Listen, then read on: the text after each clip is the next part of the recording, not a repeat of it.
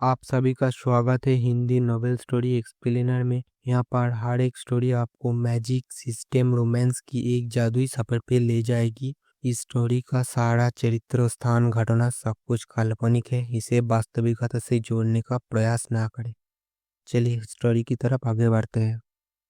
अध्याय 191 दरार।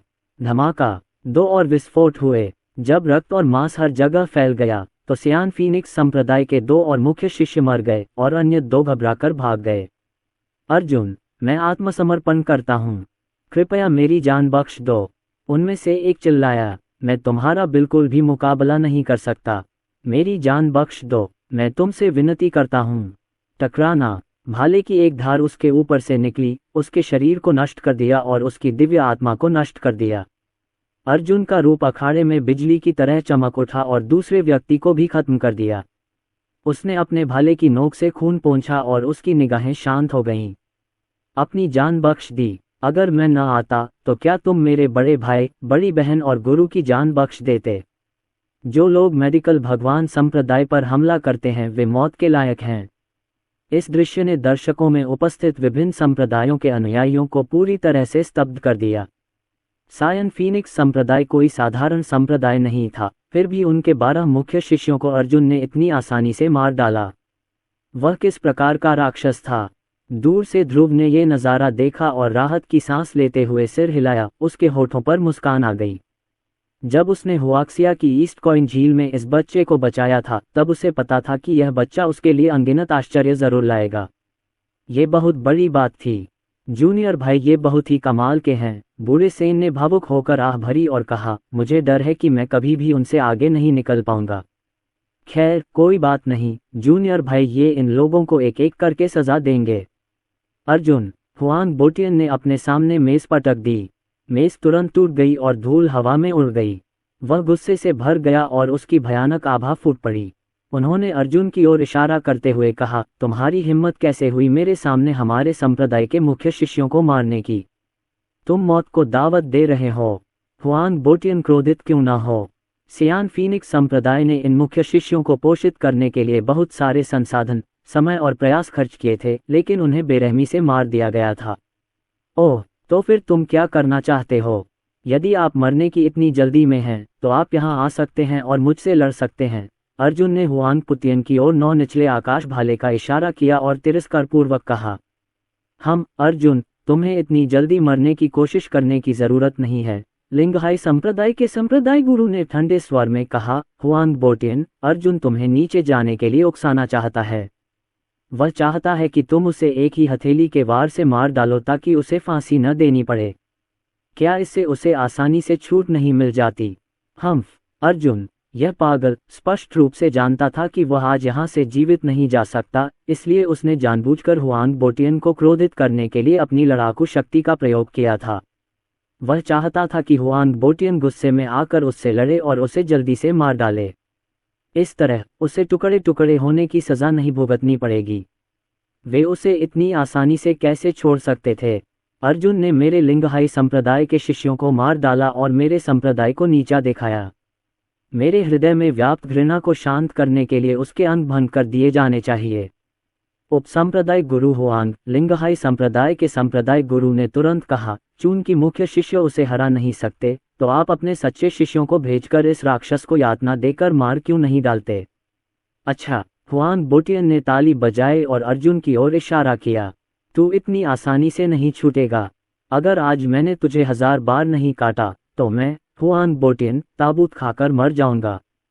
साले, मेडिकल गॉड सेक्ट का कोई भी आदमी यहाँ से जिंदा नहीं निकलेगा। सच्चे शिष्य कहाँ हैं? उसने गुस्से से पूछा। ऊपर जाओ और इस छोटे बदमाश को टुकड़ों में काट दो। हाँ, उपसंप्रदाय गुरु। 7 सच्चे शिष्यों ने मुट्ठियां भींच लीं और एक एक करके अखाड़े में चले गए। उनमें से एक आगे बढ़ा और तिरस्कारपूर्वक बोला, अर्जुन, तुम ज्यादा से ज्यादा एक दाओयुआन क्षेत्र के साधक हो। हालांकि तुम कमजोर नहीं हो, लेकिन अगर मैं कुछ करूं तो तुम्हें 3 चालों में ही धूल चटा दूंगा। यदि आप अभी मेरे पैरों पर घुटने टेक दें तो मैं आपके शरीर के टुकड़े टुकड़े करने के बजाय आपको शीघ्र मृत्यु देने पर विचार कर सकता हूं। अर्जुन ने तिरस्कार से कहा, टुकड़े टुकड़े करना? मुझे लगता है कि तुम्हारे टुकड़े टुकड़े करना एक बढ़िया विचार है। अर्जुन ने तुरंत अपना बायां हाथ आगे बढ़ाया। इस क्षण मानो दुनिया हिल गई हो और एक नीली तलवार उतरी हो। मानो आकाश स्वयं नीचे दबा रहा हो, विशाल और अप्रत्याशित। पहले हमला करने की तुम्हारी हिम्मत कैसे हुई? मैं खुद तुम्हें मार डालूंगा। बाकी लोगों को कुछ करने की जरूरत नहीं है। इस सच्चे शिष्य ने अपनी तलवार निकाली और नीली महान तलवार को रोकने के लिए इसका इस्तेमाल किया, लेकिन खुद को संघर्ष करते हुए पाया। यद्यपि उसकी साधना का स्तर ऊंचा था, फिर भी वह अर्जुन के सामने शक्तिहीन था। तुम बहुत कमजोर हो। अर्जुन ने एक कदम आगे बढ़ाया और उसका शक्तिशाली आभामंडल फूट पड़ा। उसकी सागर सी शक्ति उमड़ पड़ी और सामने खड़े सच्चे शिष्य पर दबाव डालने लगी। दरार, एक कर्कश ध्वनि गूंजी। इस सच्चे शिष्य के शरीर की हड्डियां टूटने लगीं और उसका शरीर फटने ही वाला था। बड़े भाई, मुझे आपकी मदद करने दीजिए। एक सच्चा शिष्य आगे बढ़ा, अपनी कृपाण निकाली और अर्जुन पर आक्रमण कर दिया। उसकी मदद करने की कोशिश कर रहे हो? अर्जुन ने ठंडी सांस ली और इस अर्धचरणीय परम सम्राट लोक के सच्चे शिष्य को तिरस्कार से देखा। उसने सहजता से एक मुक्का मारा जो उसकी रक्त ऊर्जा से ओतप्रोत था, और मानो कोई पहाड़ उस सच्चे शिष्य पर टूट पड़ा हो। टकराना। इस सच्चे शिष्य का शरीर उसी समय फट गया और उसका मांस और हड्डियां चारों ओर उड़ गईं। एक आधा कदम सुप्रीम सम्राट दायरे सच्चे शिष्य मर गया था। तुम भी मर जाओ। अर्जुन ने एक और कदम आगे बढ़ाया और उसकी असीम रक्त ऊर्जा फूट पड़ी, जिसने पहले सच्चे शिष्य को कुचल दिया। पलक झपकते ही 2 सच्चे शिष्य मारे जा चुके थे। अन्य 5 सच्चे शिष्य कमजोर थे और अर्जुन के आक्रमणों का सामना नहीं कर सके। मुझे हत्या करने का शौक नहीं है, लेकिन जैसा कि मैंने पहले कहा था, सियान फीनिक्स संप्रदाय को अब अस्तित्व में रहने की आवश्यकता नहीं है। मैं आज एक ही मुक्का मारकर तुम सबको परलोक भेज दूंगा। जैसे ही उसने बोलना समाप्त किया, अर्जुन ने मुक्का मारा। तुरंत ही एक रक्तिम प्रकाश आकाश में छा गया और एक विशाल शक्ति में बदल गया, जिसने 5 ताओ शिष्यों को अपनी चपेट में ले लिया। इसने अखाड़े के मंच के चारों ओर की सुरक्षा दीवार को नष्ट कर दिया और उन सभी को उड़ा दिया। एक एक करके उनके शरीर फट गए, जिससे खून और अंतड़ियों का आतिशबाजी प्रदर्शन हुआ। कुछ ही सेकंड के भीतर 4 सच्चे शिष्यों की मृत्यु हो गई। शेष बचे सच्चे शिष्य का शरीर रक्त से लथपथ था और उसकी दिव्य आत्मा विनाश के कगार पर थी। अर्जुन, तुम मुझे नहीं मार सकते। सियान फीनिक्स संप्रदाय के सभी बुजुर्ग और संप्रदाय गुरु यहाँ हैं। वह दुखी होकर चिल्लाया, अगर तुम मुझे जाने दोगे तो शायद तुम बच सकोगे। मुझे छोड़ दो। यदि उसे पहले पता होता कि अर्जुन में इतनी शक्ति है तो वह उससे लड़ने की कोशिश ही न करता। मैं तुम्हें मार नहीं सकता। ये नियम किसने बनाया? मैंने नहीं। अर्जुन ने अपना बायां हाथ बढ़ाया और अपनी उंगलियों से एक मुहर बनाई। अमर तलवार दाव संघनित हो गया और उसकी उंगलियों से तलवार की क्यों की सैकड़ों धारियां फूट पड़ीं। वे उस सच्चे शिष्य के शरीर को तीखी तलवारों की तरह चीरती हुई उसके टुकड़े टुकड़े कर गईं। सायन फीनिक्स संप्रदाय उसे विघटित करना चाहता था, इसलिए वह आपके शिष्यों को विघटित कर देगा और उन्हें दिखाएगा कि किसे टुकड़ों में काट दिया जाएगा। जल्द ही अंग भंग की प्रक्रिया मात्र आधे मिनट में पूरी हो गई, जिससे सच्चे शिष्य के शरीर पर मांस का एक टुकड़ा भी नहीं बचा। उसकी दिव्य आत्मा अभी भी वहां थी, लेकिन वह पहले से ही दर्द से बेहोश था। पापा, अर्जुन ने एक ही थप्पड़ से उस आदमी की दिव्य आत्मा को चकनाचूर कर दिया। फिर उसने मंच से नीचे सियान फीनिक्स संप्रदाय के सदस्यों की ओर देखा और कहा, आपके सच्चे शिष्य वाकई कमजोर हैं।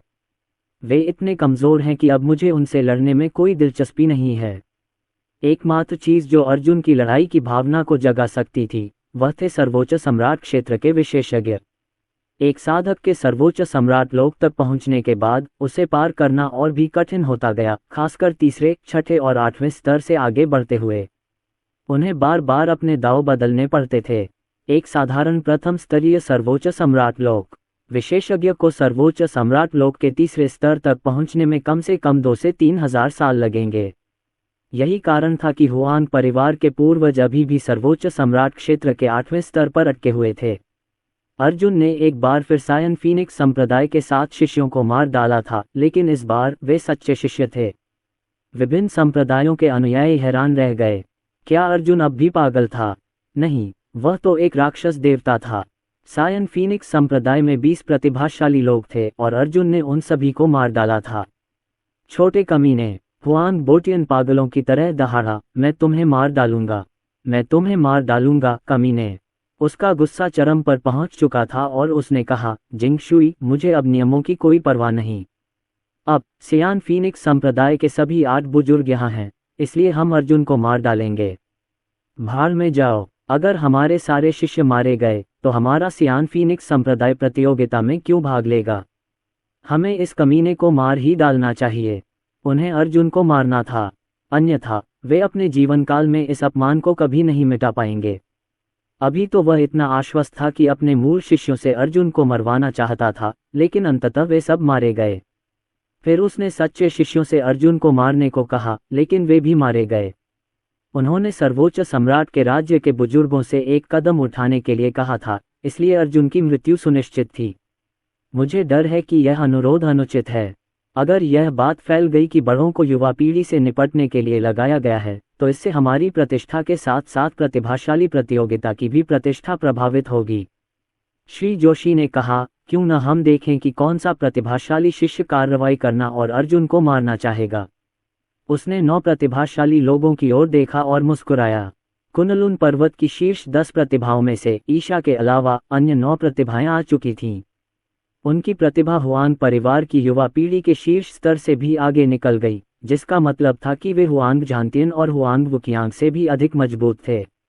उनमें से 9 में से सबसे कमजोर एक प्रथम स्तरीय सर्वोच्च सम्राट क्षेत्र विशेषज्ञ था और सबसे मजबूत एक चौथे स्तरीय सर्वोच्च सम्राट क्षेत्र विशेषज्ञ था। इसके अलावा वे अपने स्तर से भी ऊपर लड़ सकते थे। ऐसा कोई तरीका नहीं था जिससे ये 9 अर्जुन को न मार सकें। अन्य संप्रदायों के बारे में क्या ख्याल है? लिंगहाई संप्रदाय, लुनकियांग संप्रदाय, लिंग कुल्हाड़ी संप्रदाय, स्वर्गीय सागर संप्रदाय, दाओ संप्रदाय। हुआंग बोटियन ने मध्यम और उच्चतर संप्रदायों के साथ साथ उच्चतर संप्रदायों को भी देखा। उसने उन पर अपनी नज़र घुमाई और कहा, अर्जुन हमारा तिरस्कार करता है। आपके शिष्यों में से कौन हमारी प्रतिष्ठा बचाने के लिए अर्जुन को मारने को तैयार है? हालांकि इससे पहले कि संप्रदाय के स्वामी और उपसंप्रदाय के स्वामी जवाब दे पाते, अर्जुन ने अपने हाथ में तारकीय तलवार पकड़ ली और उसे उनकी ओर तान दिया। क्या बात है, मैं 2 और राउंड के लिए तैयार हूं। आपके 5 संप्रदायों के सभी मुख्य शिष्य एक राउंड के लिए तैयार होंगे। दूसरे दौर में तुम्हारे 5 संप्रदायों के सभी सच्चे अनुयायी एक साथ हमला करेंगे। मैं उन सब का सामना करूंगा। कैसा रहेगा? तुम हारे हुए लोगों के लिए तो ये पहले से ही बहुत बड़ी बात है। आखिरकार कचरे का एक एक करके मुझसे लड़ना बहुत थका देने वाला होता है। ये संयोग ही था कि पिछली बार इन 5 महान संप्रदायों ने उससे निपटने के लिए पूरी ताकत लगा दी थी और पुरानी पीढ़ी ने तो अपनी प्रतिष्ठा की भी परवाह न करते हुए उसे मारने की कोशिश की थी। इस बार वह 5 प्रमुख संप्रदायों के सभी मूल शिष्यों और सच्चे शिष्यों का एक ही झटके में सफाया कर देगा। फिर वह हिसाब बराबर करने के लिए बड़ों की तलाश करेगा। अंत में जिंगशुई और हुआंग परिवार थे। सबको लगा कि अर्जुन पागल हो गया है। एक ही आदमी ने 5 संप्रदायों को भड़काने की हिम्मत की और उन प्रतिभाशाली शिष्यों को कूड़ा कचरा तक कह डाला। वो तो पागल था। एक सामान्य व्यक्ति ऐसा करने का साहस कैसे कर सकता है? सैकड़ों संप्रदायों में से केवल 1 दर्जन ही ऐसे थे जो सचमुच मध्यम, उच्च और शीर्ष स्तर के थे। अर्जुन उनमें से 5 संप्रदायों को अकेले चुनौती देना चाहता था। उसके अहंकार को शब्दों में बयां नहीं किया जा सकता था। उसी समय छोटे संप्रदायों के अनुयायी जुनून से जल रहे थे। वे लगभग चिकित्सा देव संप्रदाय के समान स्तर के थे और उनके संप्रदायों में एक भी सर्वोच्च सम्राट क्षेत्र विशेषज्ञ नहीं था। अगर दाओ संप्रदाय और हुआंग परिवार की संयुक्त घोषणा न होती कि कुनलुन पर्वत के सभी संप्रदायों को आना होगा, तो वे यहाँ आने के योग्य भी नहीं होते। ये ठीक इसलिए था क्योंकि अर्जुन भी एक छोटे संप्रदाय से थे, इसलिए वे उत्साहित थे। उस समय छोटे मोटे संप्रदायों के कई पुरुष शिष्यों ने अर्जुन को अपना लक्ष्य बना लिया। वे अर्जुन के बल के स्तर तक पहुंचने का सपना भी नहीं देख सकते थे, लेकिन जब तक उनके पास उसकी साधना का एक अंश होता, वे स्वप्न में भी हंसते हुए जाग सकते थे। अर्जुन, हमें उकसाने की तुम्हारी हिम्मत कैसे हुई? क्या तुम सचमुच सोचते हो कि कोई भी तुम्हें दबा नहीं सकता? स्वर्गीय सागर संप्रदाय के गुरु का चेहरा उदास था जब उन्होंने अर्जुन की ओर देखा। उसने हाथ हिलाकर एक शिष्य को बुलाया। यह मेरा शिष्य मिंगजुवान है। हालांकि वह केवल प्रथम स्तरीय सर्वोच्च सम्राट लोक साधक है, फिर भी वह तृतीय स्तरीय सर्वोच्च सम्राट लोक विशेषज्ञों से लड़ सकता है। वह अत्यंत शक्तिशाली है। क्या तुम उससे लड़ने का साहस कर सकते हो? मैं यह मानने से इनकार करता हूं कि हमारे 5 महान संप्रदायों का कोई भी शिष्य आपको पराजित नहीं कर सकता। संप्रदाय के गुरु होने के नाते उन्हें मर्यादा बनाए रखनी थी। स्वाभाविक रूप से वे पिछली प्रतियोगिता के उस बुजुर्ग की तरह नहीं हो सकते थे जो अर्जुन से लड़ने के लिए दौड़ पड़े थे। वे सभी चाहते थे कि उनके शिष्य अर्जुन का नाश करें और उनके संप्रदाय की प्रतिष्ठा बढ़ाएं। मिंग शुआन का व्यवहार अद्भुत था और उसके काले बाल हवा में अमरबेल की तरह नाच रहे थे। उसने हाथ में चेरी के फूल की एक टहनी पकड़ी हुई थी और अर्जुन को उपहास भरी नजरों से देखा। तुम्हें मारने के लिए मुझे एक भी चाल की जरूरत नहीं है। वह नीचे उतरा और पंखुड़ियां हवा में नाच रही थीं, चमकती और पारदर्शी। ताजे फूलों से बना एक रास्ता ऊंचे मंच से सीधे अखाड़े तक जाता था, जिस पर मिंग जुबान चल रहा था। वाह, क्या सुदर्शन व्यक्ति है! ये छोटा भाई बहुत सुंदर है। ये प्रवेश करने का बहुत प्रभावशाली तरीका है। कई शिष्याएं उसे चमकती आंखों से घूर रही थीं, मानो उसे अपनी बाहों में भर लें। जब उन्होंने अर्जुन की ओर देखा तो मन ही मन सोचने लगी, इसने जरूर अर्जुन को मार डाला होगा। अर्जुन ने ठंडी सांस ली और सर्वोच्चता का भाव दिखाया। उसकी आंखें तारों भरे आकाश की तरह गहरी थीं। फिर उसने एक जोरदार मुक्का मारा और उसकी शक्तिशाली आभा फूट पड़ी। मुट्ठी की क्यूई की 99 धारियां एक दूसरे पर चढ़ गईं, जिससे आकाश हिल गया और वह फूलों के रास्ते से टकरा गया। धमाका! एक जोरदार धमाके के साथ फूलों का रास्ता बिखर गया। मिंग शुआन मुश्किल से एक पल के लिए खुद को रोक पाया, तभी मुट्ठी की ची उसके चेहरे पर आ गिरी। कुछ ही पल बाद उसका पूरा शरीर फट गया और उसकी हड्डियों में मिला खून जमीन पर बिखर गया। कचरा! अर्जुन ने सोचा कि यह कोई शक्तिशाली व्यक्ति है जो इतने प्रभावशाली ढंग से प्रकट हुआ है। अंततः उसने उसे एक ही मुक्के से उड़ा दिया। इस समय सभी लोग उसे भय से देख रहे थे। मिंग जुबान मर चुका था। अर्जुन ने एक ही मुक्का मारकर उसे मार डाला। अर्जुन, तुम कमीने! मेरे शिष्य को मारने की तुम्हारी हिम्मत कैसे हुई? मैं आज तुम्हें मार डालूंगा। स्वर्गीय सागर संप्रदाय के गुरु ने अपने प्रिय शिष्य को अर्जुन के घूंसे से कुचलते हुए प्रत्यक्ष देखा था, इसलिए वे पूरी तरह पागल हो गए थे। उनका पूरा शरीर आग की लपटों से घिरा हुआ था। उन्होंने अर्जुन की ओर इशारा करते हुए कहा, मेरे सभी शिष्य कहाँ हैं? तुम सब आक्रमण करो, मार डालो उस कमीने अर्जुन को। वह उन्मादपूर्ण ढंग से चिल्लाया। वह हुआंग बोटियन के समान दिख रहा था। उसे पूरा विश्वास था कि उसका शिष्य अर्जुन को मार सकता है। आखिरकार उसका शिष्य सियान फीनिक्स संप्रदाय के शिष्यों जितना भी कुशल नहीं था। कम से कम उन्होंने अर्जुन पर कई वार तो किए थे। मिंग जुबान के कुछ करने से पहले ही अर्जुन ने उसे एक ही मुक्के से मार गिराया था। संप्रदाय गुरु, हम तैयार हैं। 6 सच्चे शिष्यों ने मुट्ठियां भींच ली और स्वर्गीय सागर संप्रदाय के संप्रदाय गुरु की ओर देखते हुए ईमानदारी से कहा, हम संप्रदाय गुरु के आदेश का पालन करेंगे। हम अर्जुन को मारने के लिए तैयार हैं। उनकी हत्या की मंशा से अखाड़ा भर गया। तुम्हें ऐसा कहने का हौसला किसने दिया? तुम्हारी साधना का स्तर पिछले समूह जैसा ही है। सच कहूं तो मुझे तुम्हें पीटने में कोई दिलचस्पी नहीं है। अर्जुन ने बाकी चारों संप्रदायों की ओर देखा और कहा, क्या आपके सभी शिष्य मेरे पास आ गए हैं? सच कहूं तो एक संप्रदाय से दूसरे संप्रदाय में जाना मेरा समय बर्बाद कर रहा है। वह आह भरकर बोला और ऊबा हुआ लग रहा था। अर्जुन की बातें सुनकर श्री जोशी के चेहरे पर उदासी छा गई। उन्होंने बाकी 4 संप्रदायों पर नजर डाली और धीरे से खड़े हो गए। इस बार का जीनियस टूर्नामेंट कुनलुन पर्वत के नए शीर्ष 10 जीनियसों का चयन करने के लिए आयोजित किया गया था, लेकिन अर्जुन के अहंकार और लापरवाही ने सब कुछ बर्बाद कर दिया है। मैं इस प्रतियोगिता का आयोजक हूं, इसलिए मैं नियमों का उपयोग करके लिंगहाई संप्रदाय, लुनकियांग संप्रदाय, लिंग कुल्हाड़ी संप्रदाय, स्वर्गीय सागर संप्रदाय और दाओ संप्रदाय को संगठित करता हूं। 5 संप्रदायों के मूल शिष्य और सच्चे शिष्य अर्जुन का वध करने के लिए एकजुट होंगे। इससे ये भी सिद्ध होगा कि कुनलुन पर्वत एकजुट हैं और पिछली बार ड्रैगन क्लींजिंग कुंड में अर्जुन के हाथों मारे गए शिष्यों का बदला लिया जाएगा। श्री जोशी के शब्द सही लग रहे थे। उन्होंने 5 संप्रदाय के गुरुओं की ओर देखा जो गहन चिंतन में डूबे हुए थे और बुदबुदाए, अर्जुन, दानिक्सु नगर ने खुद को सील कर लिया है। लक्ष्मी रानी तुम्हें नहीं बचा सकती और अगर ईशा आ भी जाएं तो भी वह तुम्हें नहीं बचा पाएंगी। कोई नहीं बचा सकता। और तो और तुमने 5 महान संप्रदायों को भड़का दिया है, इसलिए मुझे तुम्हारा जीवन समाप्त करने के लिए एक उंगली भी उठाने की जरूरत नहीं है। ये मूल और सच्चे शिष्य गंदा काम करेंगे और मैं 5 महान संप्रदायों का अनुग्रह प्राप्त करूंगा। अच्छा, स्वर्गीय सागर संप्रदाय के संप्रदाय गुरु ने एक कदम आगे बढ़ाया जिससे जमीन कांप उठी। ये युद्ध अब कोई प्रतियोगिता नहीं बल्कि एक राक्षस के वध का युद्ध है।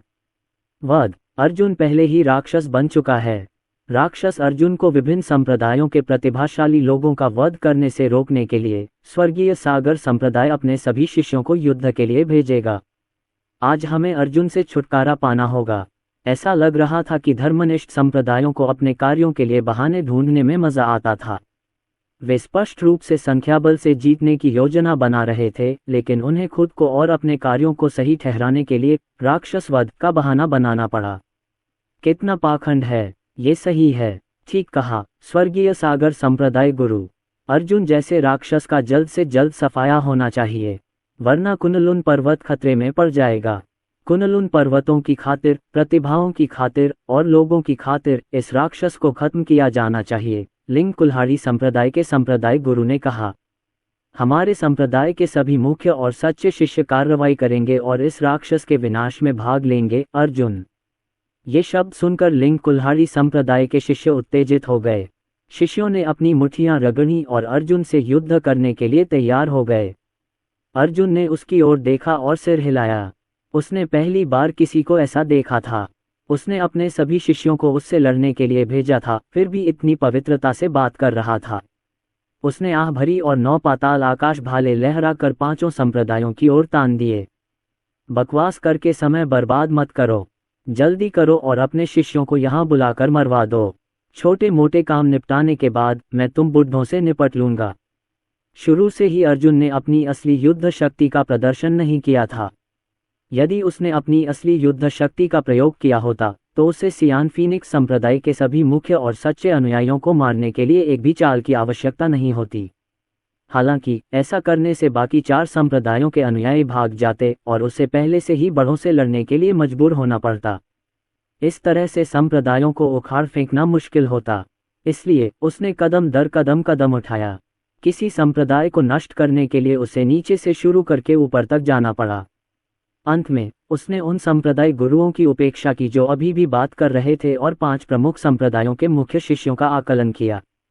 उनकी कुल संख्या 57 थी। सबसे कमजोर तीसरे स्तर का दाओयुआन क्षेत्र का साधक था, जबकि सबसे शक्तिशाली 9वें स्तर का दाओयुआन क्षेत्र का साधक था। वे मूलतः उन हुआन परिवार के शिष्यों से भिन्न नहीं थे जिनका सामना उसने गुप्त क्षेत्र में स्वर्गभेदी घाटी में किया था। 5 संप्रदायों के सच्चे शिष्यों की कुल संख्या 32 थी। सबसे कमजोर 6ठे स्तर का दाओयुआन क्षेत्र का साधक था, जबकि सबसे शक्तिशाली दूसरे स्तर का सर्वोच्च सम्राट क्षेत्र का विशेषज्ञ था। सब लोग, राक्षसों का वध करना स्वर्ग की इच्छा है। सभी शिष्यों, आगे बढ़ो। मैं तुम्हारे लिए एक उत्सव भोज तैयार करूंगा और तुम्हारी विजय के बाद तुम्हारा स्वागत करूंगा। लेकिन तुम्हें याद रखना कि इस राक्षस अर्जुन को आसानी से नहीं मारा जा सकता। इसे अंग भंग करके मारना होगा। हुआन बोटियन दहाड़ा। जब हुआन बोटियन ने देखा कि 5 संप्रदायों के शिष्य हमला करने वाले हैं तो उसने थोड़ा सिर हिलाया और मन ही मन कहा, अर्जुन, अगर तुम कुछ मूल और सच्चे शिष्यों को मार भी दोगे तो क्या होगा? तुम तो बस एक इंसान हो। वह अकेले ही 79 प्रतिभाशाली लोगों के भयंकर हमलों का सामना करना चाहता था। ये तो बस एक मूर्ख का सपना था। एक बार युद्ध शुरू हो जाने पर अर्जुन संभवतः गंभीर रूप से घायल हो जाता और उसके अंग भंग हो जाते। एक उप संप्रदाय गुरु के रूप में हुआन बोटियन ने मर्यादा बनाए रखने के लिए अर्जुन के प्रति अपनी घृणा को दबाने की पूरी कोशिश की थी। हालांकि उसे लगा कि जल्द ही इस घृणा को सहने की जरूरत नहीं रह जाएगी।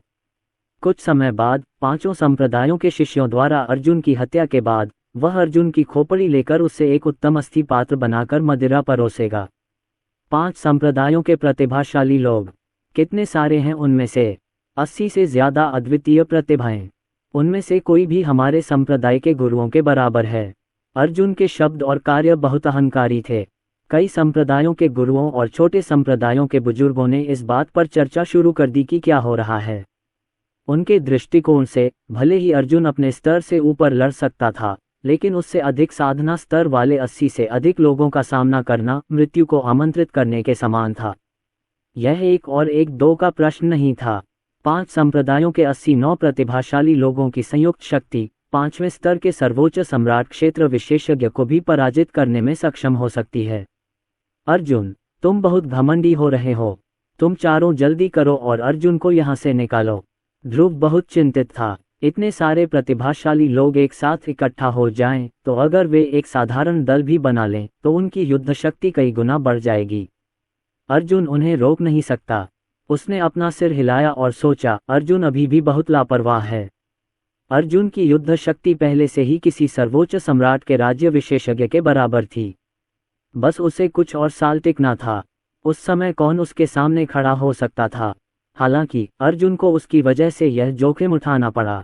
उसे ऐसा नहीं करना चाहिए था। संप्रदाय गुरु डुआन, क्या आप सचमुच सोचते हैं कि गुरु उनका मुकाबला नहीं कर सकते? अगर आप ऐसा करते हैं तो मुझे लगता है कि आपका फैसला गलत है, हुआंग झांतियन ने कहा। उसने 5 संप्रदायों के युवा साधकों को तिरस्कार भरी नजरों से देखा। क्यों? क्या अर्जुन सचमुच उन सभी को मार सकता है? ध्रुव ने आश्चर्य से हुआंग झांतियन की ओर देखा। ये तो पक्का है। मेरे गुरु के लिए यह एक साधारण उपलब्धि है।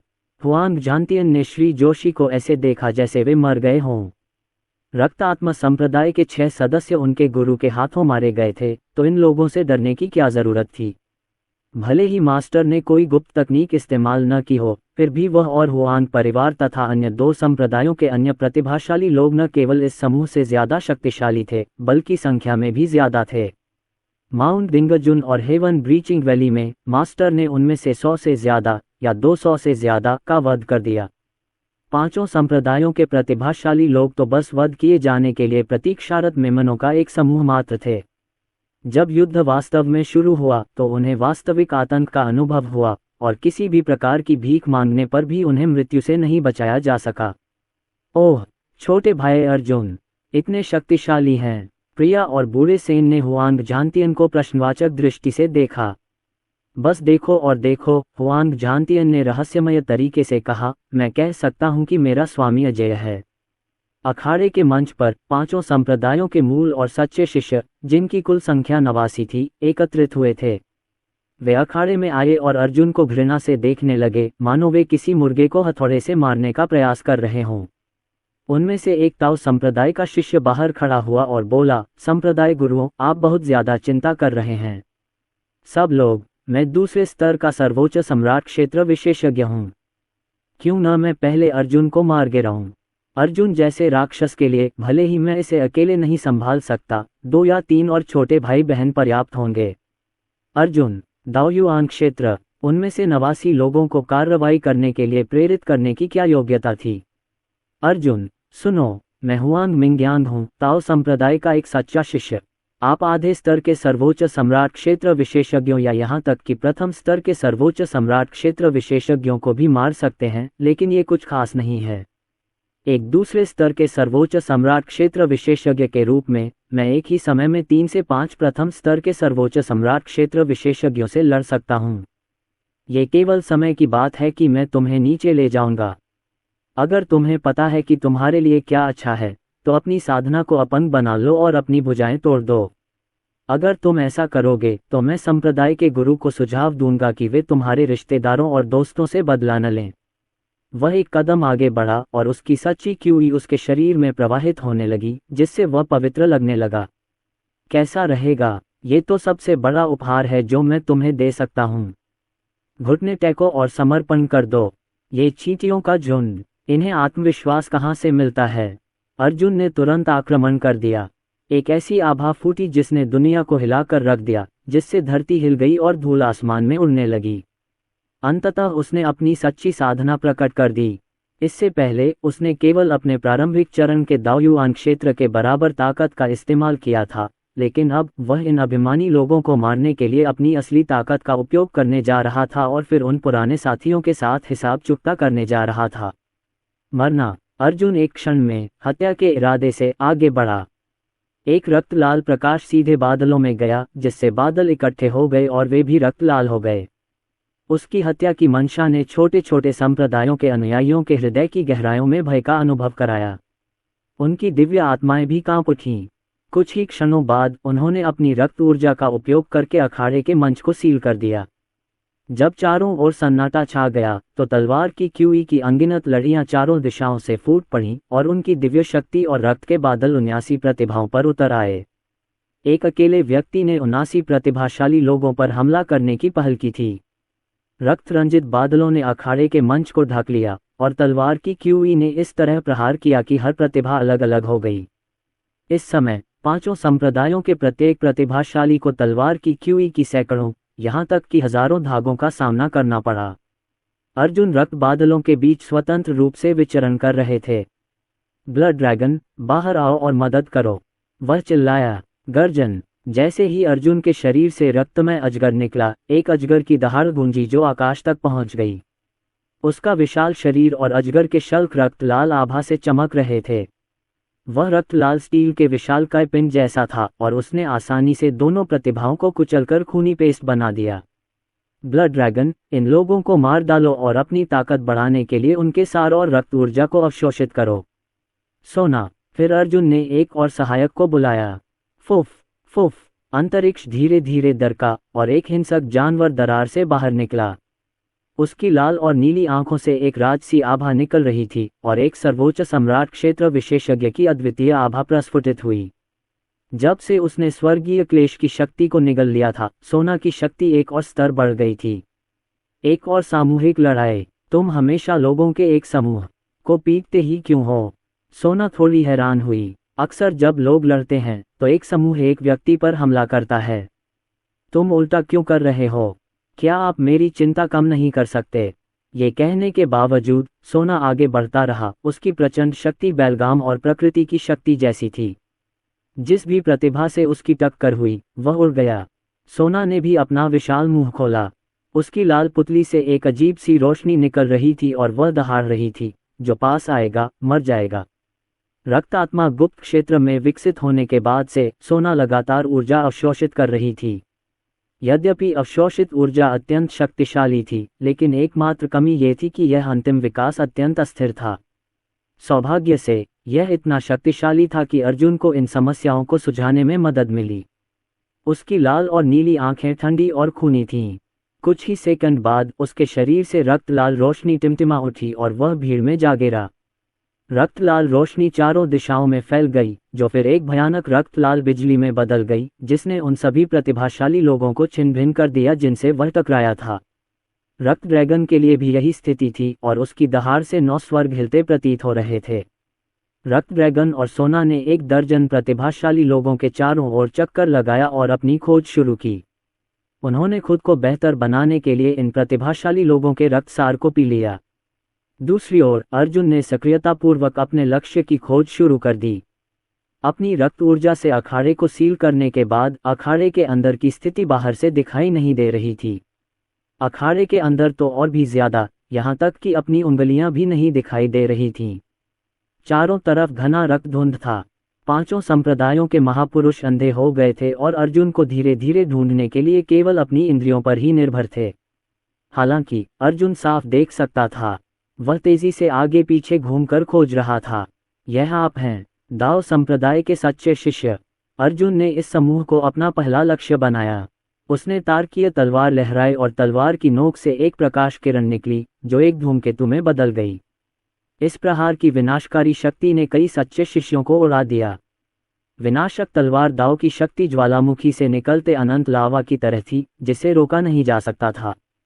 बहुत जल्दी ही उन्होंने 5 ताओ संप्रदाय के शिष्यों के जीवन का लाभ उठाया। फिर अर्जुन तेजी से दूसरे लक्ष्यों की तलाश में निकल पड़ा और 5 संप्रदायों के दर्जनों प्रतिभाशाली शिष्यों को मार गिराया। उसके पराक्रम के आगे ये प्रतिभाशाली शिष्य चींटियों से भी कम नहीं थे। अपनी वर्तमान शक्ति से वह सर्वोच्च सम्राट के दूसरे स्तर से नीचे के किसी भी व्यक्ति को आसानी से मार सकता था। केवल 2 द्वितीय स्तर के सर्वोच्च सम्राट क्षेत्र विशेषज्ञ ही उसके आक्रमणों को रोक सकते थे। अखाड़े के बाहर कोई भी अंदर क्या हो रहा है यह नहीं देख पा रहा था, इसलिए सब उत्सुकता से इंतजार कर रहे थे, क्योंकि वे सुन सकते थे कि अखाड़े में क्या हो रहा है, लेकिन लोग साफ साफ नहीं देख पा रहे थे। हर कोई तरह तरह की करुण चीखें लगा रहा था जो लगातार गूंज रही थीं। उनमें से एक ने कांपते हुए कहा, अर्जुन को निश्चित रूप से यातना दी जा रही है। उसकी आवाज़ सुनो, यह इतनी दुखद है कि दिल दहलाने वाली है। उसकी आवाज़ का लहजा भी समय समय पर बदलता रहता है। बहुत दुखद, बहुत दुखद। अर्जुन के अंदर के प्रतिभाशाली लोगों ने उसे टुकड़े टुकड़े कर दिया होगा। बहुत दुखद। अपने आसपास के लोगों की आवाज़ें सुनकर प्रिया हतप्रभ होकर ध्रुव के पास गई। गुरुजी, अर्जुन शायद इन लोगों का मुकाबला नहीं कर पाएगा। हालांकि अर्जुन बलवान है, फिर भी अखाड़े में अब बहुत सारे हैं और उनमें से कुछ तो परम सम्राट के राज्य तक पहुंच गए हैं। अर्जुन हार सकता है, हमें उसे हराने का कोई उपाय सोचना होगा। ध्रुव भी थोड़ा चिंतित लग रहा था। हालांकि उन्हें अर्जुन पर भरोसा था, लेकिन सिर्फ उस पर भरोसा करने से समस्या का समाधान नहीं हो सकता था। अगर अर्जुन को कुछ हो जाता तो उन्हें जीवन भर पछताना पड़ता। मिस प्रिया, चिंता मत करो। मेरे गुरु के सामने अगर यह समूह 10 गुना बड़ा भी होता तो भी नतीजा नहीं बदलता। वह उनसे आसानी से निपट सकते हैं। हुआंग झांतियन को वह समय याद आया जब वह दानिक्सू कस्बे में था और उसने अपने गुरु को एक गुप्त तकनीक का इस्तेमाल करते और तीनों परिवारों के 3 कीमिया गुरुओं और दर्जनों सर्वोच्च सम्राट क्षेत्र विशेषज्ञों को ऐसे मारते देखा था मानो वह मुर्गियों को मार रहा हो। वे सर्वोच्च सम्राट क्षेत्र विशेषज्ञ अखाड़े में मौजूद विशेषज्ञों से कहीं ज्यादा शक्तिशाली थे। आप ऐसा कहते हैं, लेकिन मैं इस पर विश्वास नहीं करता। प्रिया को स्पष्टतः हुआंग झांतियन की बात पर विश्वास नहीं हुआ। मिस प्रिया, क्या आप जानती हैं कि मास्टर ने हमें कैसे वश में किया? हुआंग झांतियन ने असहाय भाव से पूछा। उसने ये कैसे किया? प्रिया ने आश्चर्य से हुआंग झांतियन को देखा। उस समय जब हम मास्टर के खिलाफ लड़े थे, हमारी सेना आज के अखाड़े में मौजूद लाइनअप से बहुत अलग नहीं थी। लेकिन आखिरकार मास्टर ने तब तक मारा जब तक आसमान अंधेरा नहीं हो गया। हम लगभग 200 थे, लेकिन आखिर में सिर्फ 20 से कुछ ज्यादा ही बच पाए।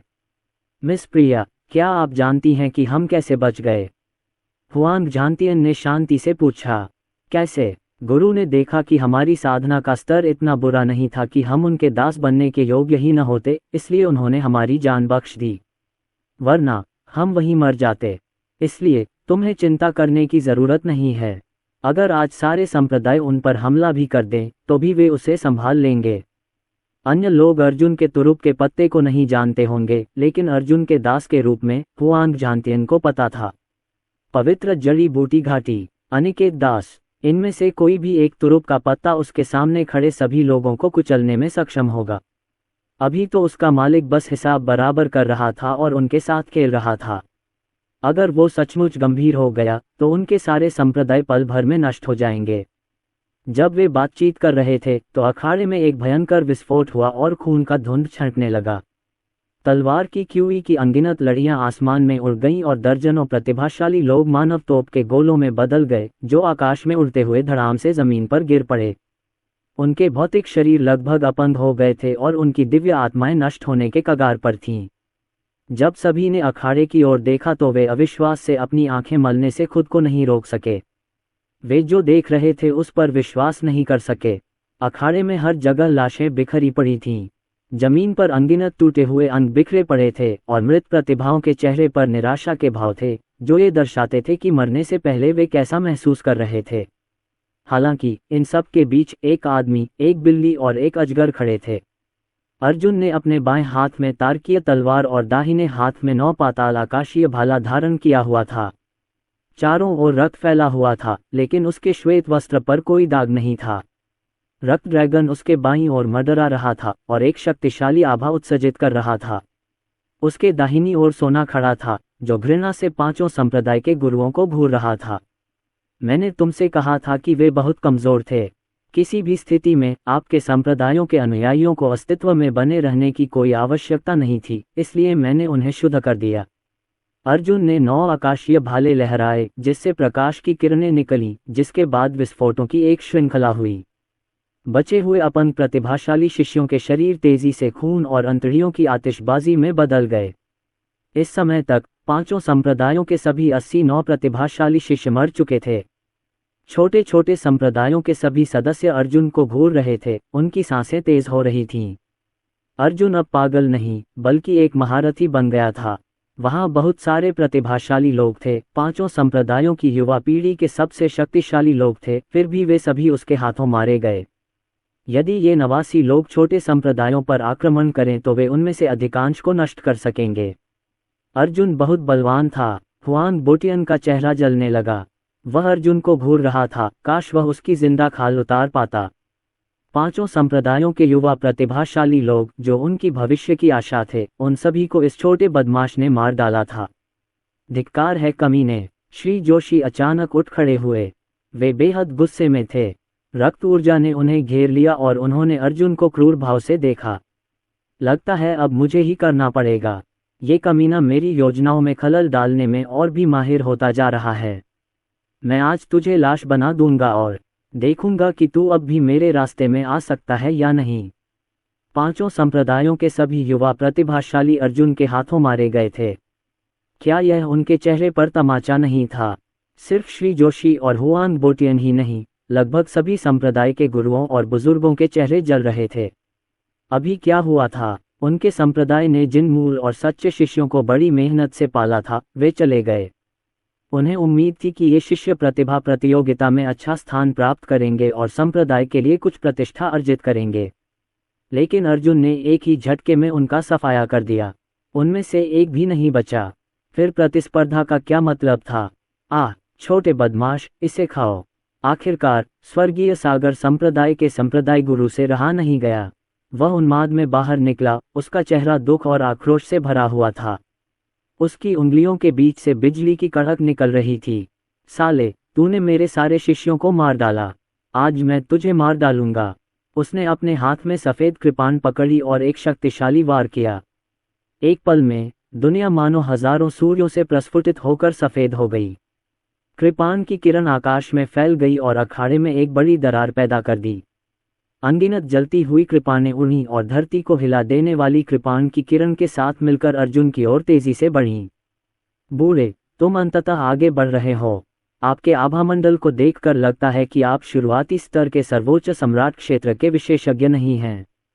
मुझे लगता है कि आप कम से कम सर्वोच्च सम्राट क्षेत्र के चौथे स्तर तक पहुंच चुके हैं।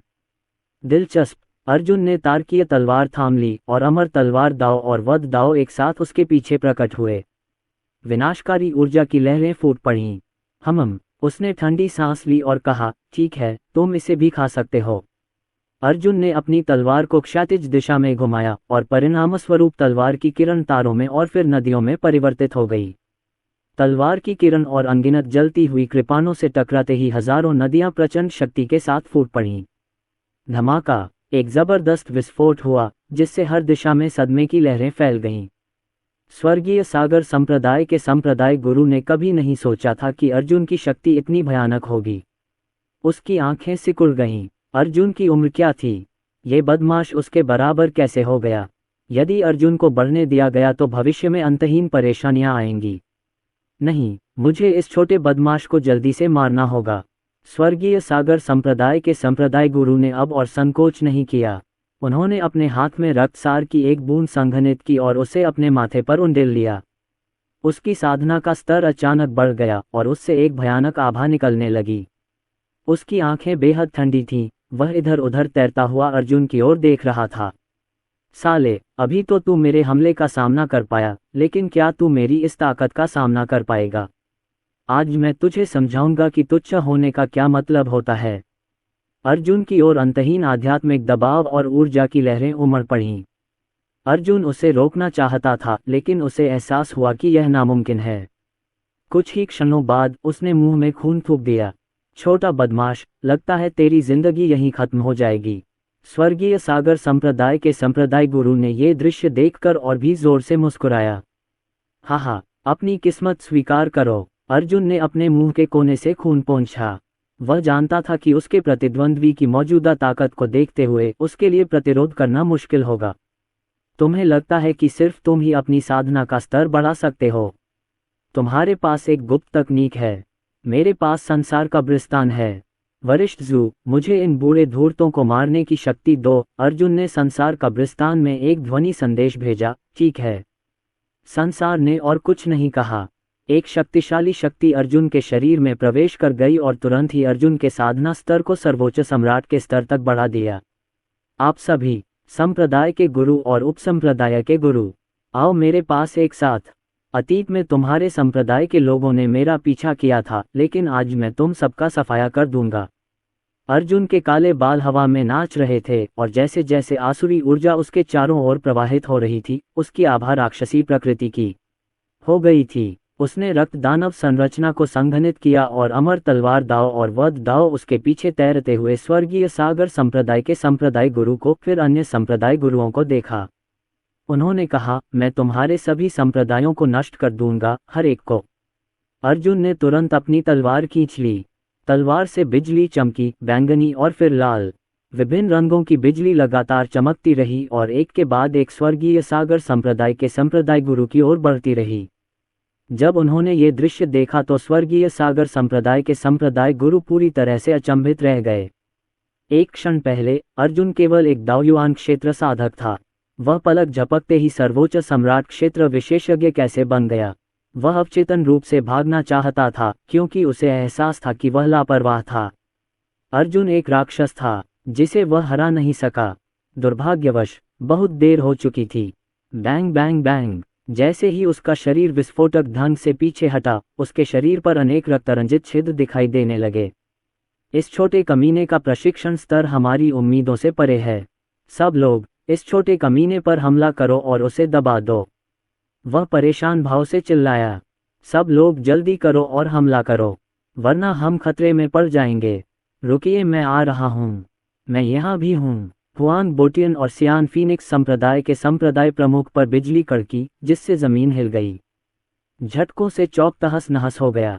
अर्जुन ने अपना भाला फेंका और भाले की क्यूई की हजारों धारियां चमक उठीं और बिजली के बोल्टों को अवरुद्ध कर दिया। अर्जुन, तू छोटा बदमाश, मैं तुझे और तुझसे जुड़ी हर चीज को मिटा दूंगा। लुनकी आंख संप्रदाय के संप्रदाय गुरु और उपसंप्रदाय गुरु ने अपना कदम उठाया। जल्द ही लिंगहाई संप्रदाय, दाओ संप्रदाय और लिंग कुल्हाड़ी संप्रदाय के सभी संप्रदाय गुरु और उपसंप्रदाय गुरु युद्ध में शामिल हो गए। अर्जुन उनमें से 12 से लड़ रहा था। 12 में से सबसे कमजोर एक दूसरे स्तर का सर्वोच्च सम्राट क्षेत्र विशेषज्ञ था, जबकि सबसे मजबूत एक छठे स्तर का सर्वोच्च सम्राट क्षेत्र विशेषज्ञ था। उन्होंने अर्जुन को मारने के लिए एक भव्य सेना भी तैयार कर ली थी। सोना, ब्लड ड्रैगन, आओ, उन दो बूढ़ों को रोको। अर्जुन जोर से चिल्लाया जब उसकी तलवार और भाला एक साथ चले। अमर तलवार दाव और वध दाव की मदद से उसने एक ही समय में 10 सर्वोच्च सम्राट क्षेत्र विशेषज्ञों से युद्ध किया। ब्लड ड्रैगन और सोना ने उसे सियान फीनिक्स संप्रदाय के संप्रदाय मास्टर और उप संप्रदाय मास्टर को रोकने में मदद की, लेकिन अन्य 10 सभी अपनी पूरी ताकत से अर्जुन पर हमला कर रहे थे। तुरंत उनमें से हर एक से चकाचौंध भरी रोशनियां फूट पड़ीं। तलवार, भाला और कृपाण लगातार टिमटिमा रहे थे और उनकी प्रघाती तरंगों ने जमीन हिला दी। छोटे संप्रदायों के साधक ये दृश्य देखकर स्तब्ध रह गए।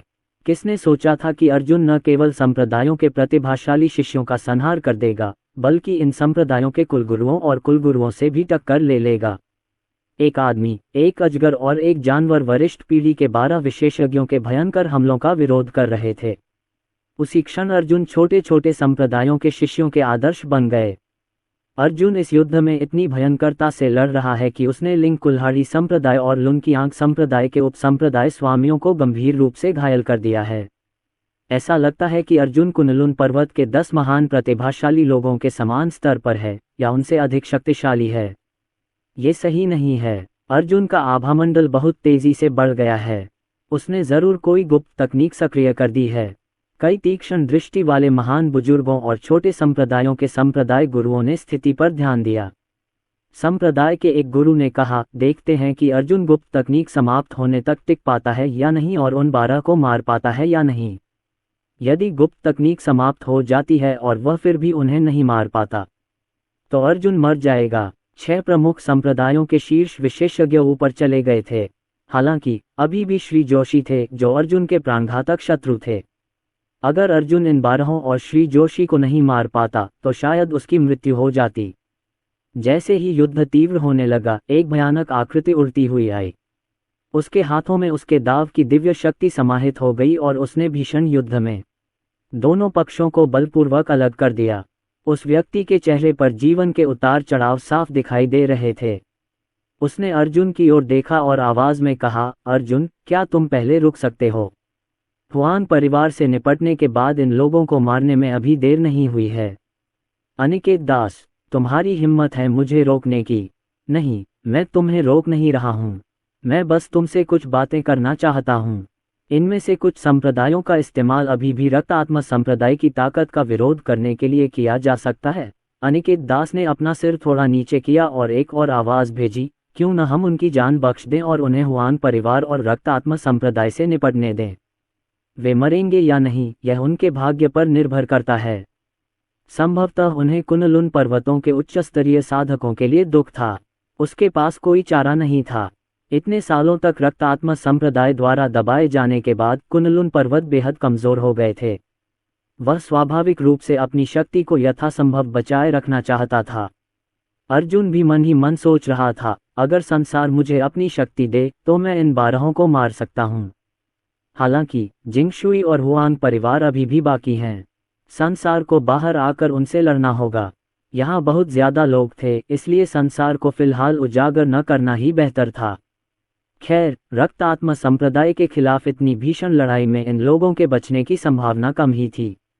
रक्त आत्मा संप्रदाय से निपटने के लिए इनका इस्तेमाल करना ही बेहतर था। मैं उन्हें छोड़ सकता हूँ, लेकिन 3 लोग हैं जिन्हें मरना होगा।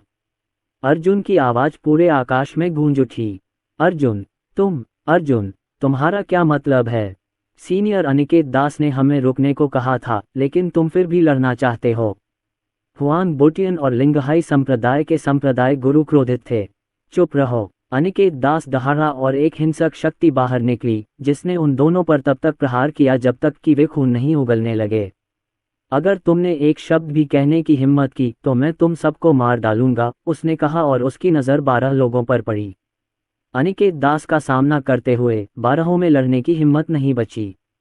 वे अपने मूल स्थानों पर लौट गए और पूर्वज अनिकेत दास के वचनों की प्रतीक्षा करने लगे। छोटे भाई, ये आप और किसे मारना चाहते हैं? अनिकेत दास ने पूछा। जैसे ही उन्होंने ये कहा, सभी लोग चौंक गए। अनिकेत दास, प्राचीन युद्ध में जीवित बचे एक परम विशेषज्ञ ने वास्तव में अर्जुन के साथ समझौता कर लिया था। अर्जुन के चेहरे पर भाव ठंडे थे। उसकी नज़र भीड़ पर पड़ी और उसने कहा, प्रतिभाओं की प्रतियोगिता जारी रह सकती है, लेकिन जिंगशुई, हुआंग बोटियन और सियान फीनिक्स संप्रदाय के संप्रदाय गुरु को मुझसे लड़ना होगा। मैं खुद उन्हें मारना चाहता हूँ। पिछली प्रतिभा प्रतियोगिता में जिंगशुई बेहद बेशर्म था। उसने विभिन्न संप्रदायों के प्रतिभाशाली लोगों की मौत का दोष मुझ पर मढ़ दिया। इस बार मुझे परवाह नहीं कि उसके कितने कनेक्शन हैं, मुझे उसे मारना ही होगा। जहाँ तक सियान फीनिक्स संप्रदाय के उन दोनों लोगों की बात है, वे बार बार मेरे लिए मुसीबत बनते रहे हैं। वे मेरे बड़े भाई, बड़ी बहन और गुरु को भी मारना चाहते थे, इसलिए उन्हें मरना ही होगा। ठीक है। ये सुनकर अनिकेत दास ने थोड़ा सिर हिलाया। उसने तीनों लोगों की तरफ देखा और कहा, चूंकि छोटा भाई ये तुम सब से लड़ना चाहता है, तो आगे बढ़ो और लड़ो। अगर तुम जीत गए तो बच जाओगे, अगर हार गए तो मर जाओगे। उसके शब्द किसी सम्राट के आदेश जैसे थे। यहाँ तक कि जिंगशुई, जिसके बहुत सारे संपर्क थे, के पास भी सहमति में सिर हिलाने के अलावा कोई चारा नहीं था। कुछ ही दूरी पर श्री जोशी अर्जुन को घूर रहे थे। उनके मन में विचार तेजी से उमड़ रहे थे।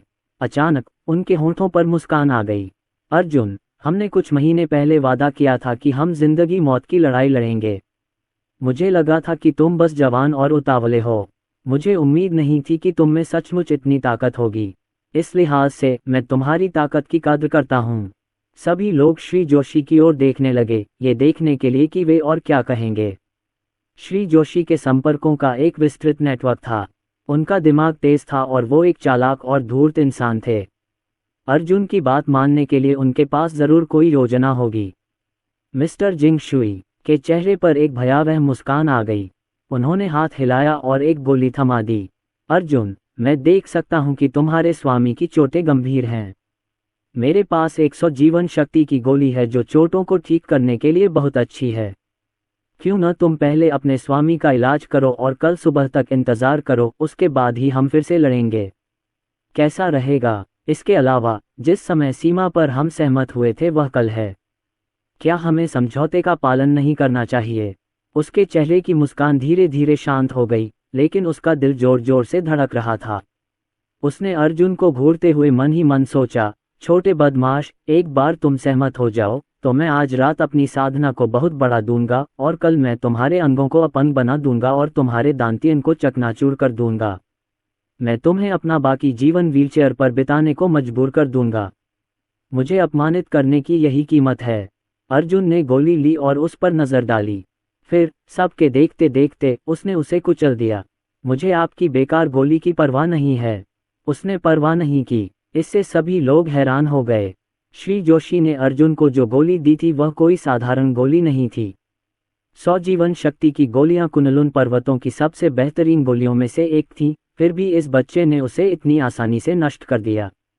क्या वह पागल था? अर्जुन ने सबकी नज़रों को नज़रअंदाज किया और आगे बढ़कर एक चांदी की सुई निकाली और ध्रुव की छाती में भोंक दी ताकि उसकी हालत कुछ देर के लिए स्थिर हो जाए। साथ ही उसने एक गोली निकाली और अपने गुरु को खिला दी। वह एक दिव्य चिकित्सक थे, तो उन्हें श्री जोशी की गोली की क्या आवश्यकता थी? ये सब करने के बाद अर्जुन ने अनिकेत दास की ओर देखा और कहा, जून की तय की गई तारीख कल है, मैं उसे पूरा करूंगा। कल मैं जिंग शुई, हुआन बोटियन और सियान फीनिक्स संप्रदाय के संप्रदाय गुरु को एक एक करके मार डालूंगा। ठीक है, कोई बात नहीं। अनिकेत दास ने हल्के से सिर हिलाया। उनकी नज़र विभिन्न संप्रदायों के लोगों पर पड़ी और उन्होंने कहा, कल अर्जुन का मामला खत्म होने के बाद विभिन्न संप्रदायों की प्रतिभा प्रतियोगिता आधिकारिक तौर पर शुरू होगी। मैं मुख्य निर्णायक रहूंगा। उन्होंने दाओ संप्रदाय, हुआन परिवार और कई अन्य शीर्ष संप्रदायों पर सार्थक नज़र डाली। प्रतियोगिता के बाद मेरी अपनी व्यवस्थाएं हैं, उन्होंने कहा। अनिकेत दास के साधना स्तर को देखते हुए वह स्वाभाविक रूप से जानता था कि अरुण ही अर्जुन है। इसके अलावा उसने ये शितियान के साथ पहले ही एक योजना बना ली थी, इसलिए स्वाभाविक रूप से अर्जुन ही इस व्यवस्था का नेता था। चूंकि सीनियर अनिकेत दास ने ऐसा कहा है, हम उनकी बात मानेंगे।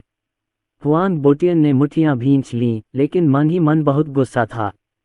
फिर भी उसने सोचा, कल, हाँ, क्या अर्जुन की गुप्त तकनीक कल भी काम करेगी? यदि ऐसा नहीं हुआ तो अर्जुन की युद्ध शक्ति अपने मूल स्तर पर आ जाएगी और उससे निपटना बहुत आसान हो जाएगा। गुप्त तकनीक के बिना एक दाओयुआन क्षेत्र विशेषज्ञ एक सर्वोच्च सम्राट क्षेत्र विशेषज्ञ के खिलाफ कैसे लड़ सकता था? कितना हास्यास्पद है। इसके अलावा ये भी संभव था कि इस गुप्त तकनीक में कुछ कमियां भी थीं। शायद आज इसका इस्तेमाल करने से वह कुछ समय के लिए कमज़ोर पड़ जाएगा। उसे यकीन ही नहीं हो रहा था कि अर्जुन कल फिर से इस गुप्त तकनीक का इस्तेमाल कर पाएगा। कल मैं उसे मार डालूंगा। हाँ, वरिष्ठ अनिकेत दास। सियान फीनिक्स संप्रदाय के संप्रदाय गुरु ने मुस्कुराते हुए अपने होठों के कोने से खून पोंछा और अपनी मुट्ठियां भींच लीं। यद्यपि वह एक सर्वोच्च सम्राट क्षेत्र विशेषज्ञ था, फिर भी उसे अभी अभी अर्जुन ने बुरी तरह पीटा था। इस समय भी वह मुस्कुरा रहा था। उसे विश्वास नहीं हो रहा था कि अर्जुन कल इस गुप्त तकनीक को सक्रिय कर पाएगा। ये देखकर कि लड़ने वाले 3 लोग एक एक करके सहमत हो गए हैं, बाकी 9 के पास पीछे हटने के अलावा कोई चारा नहीं था।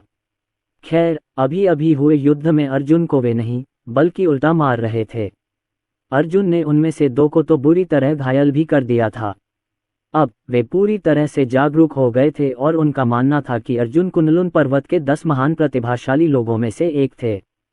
उनके लिए 5 साल पहले कुनलुन पर्वत के जिन 10 महान प्रतिभाशाली लोगों को सम्मानित किया गया था, वे अब युवा पीढ़ी का हिस्सा नहीं थे। वे तो पुरानी पीढ़ी से भी मुकाबला कर सकते थे। अब जबकि अर्जुन उनके साथ आ गया था, 9 प्रतिभाशाली लोगों के लिए उससे निपटने का समय आ गया था। चीजें वास्तव में किसी तरह शांत हो गईं। अविश्वसनीय, अर्जुन कितना घमंडी है। उसने 6 प्रमुख संप्रदायों को बहुत अपमानित किया, फिर भी वह वास्तव में निर्दोष है। इसके अलावा अगर सीनियर अनिकेत दास अचानक प्रकट नहीं हुए होते तो इस लड़ाई का परिणाम निश्चित नहीं हो सकता था। स्थिति को देखते हुए यदि युद्ध जारी रहा तो मुझे डर है कि 12 उपसंप्रदाय गुरुओं और संप्रदाय गुरुओं में से बहुत से जीवित नहीं बचेंगे। हालांकि अर्जुन भी संभवतः गंभीर रूप से घायल हो जाएगा और उसे भागना पड़ेगा। अर्जुन अब किसी साधारण व्यक्ति से तुलना योग्य नहीं है। शुरू में मुझे लगा था कि वो पागल है, लेकिन वो न सिर्फ ताकतवर है बल्कि उसकी पृष्ठभूमि भी समझ से परे है। सीनियर अनिकेत दास को भी समझौता करना पड़ा। अनिकेत दास आकाश में मंडरा रहे थे, उनके शरीर से अनंत दिव्य शक्ति निकल रही थी।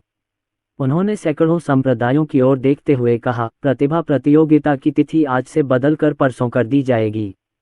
पंजीकरण का समय बढ़ा दिया जाएगा। साथ ही हम अपने मूल लक्ष्य पर काम करते रहेंगे।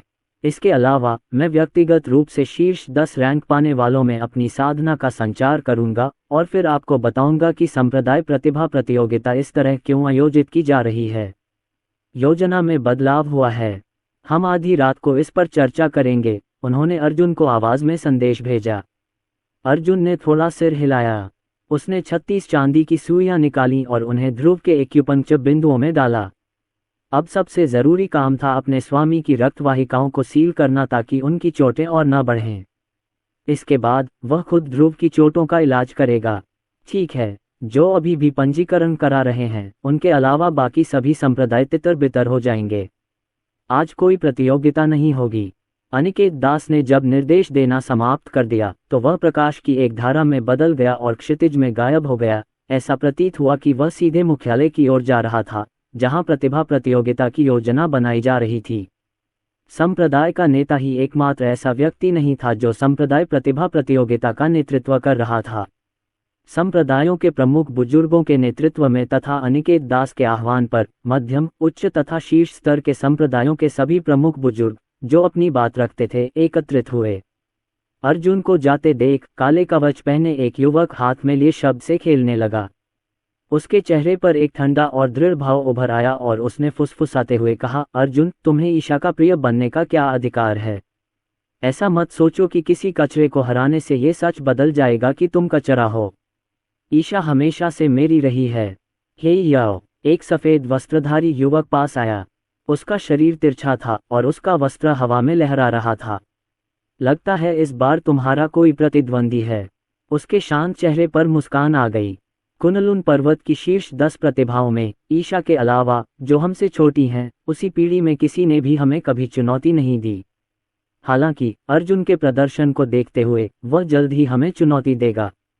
आप क्या करने की योजना बना रहे हैं? हे याओ के चेहरे पर ठंडक थी। मैं उसे मार डालूंगा। उसका शरीर एक प्राचीन आभा से घिरा हुआ था। अंधेरे रहस्यमय प्रकाश की धाराएं उसे घेरे हुए थीं, जिससे वह किसी अंधेरे राक्षस देवता जैसा लग रहा था। जिस तलवार से वह खेल रहा था वह अचानक प्रकाश की धारा में बदल गई और गायब हो गई। उसके होठों पर एक भयावह मुस्कान उभर आई। क्या वह सोचता है कि तुम कुनलुन पर्वत के शीर्ष 10 प्रतिभाशाली लोगों से सिर्फ इसलिए मुकाबला कर सकते हो क्योंकि वह उन 12 लोगों से बराबरी पर लड़ सकता है? परसों उसका दफन होगा, तथापि मेरा दुश्मन बनने के लिए उसे पहले मेरी तलवार का वार सहना होगा, वरना आज ही उसकी जान जा सकती है।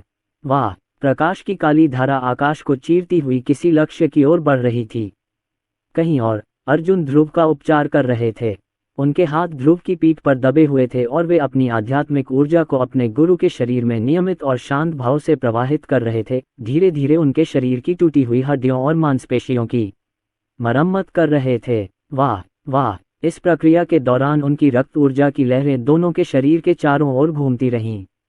दिव्य चिकित्सा दाव। अचानक अर्जुन की भुजाओं में जीवन ऊर्जा प्रवाहित होने लगी और उसके शरीर के चारों ओर 108 चांदी की सुइयां तैरने लगीं। स्वूश!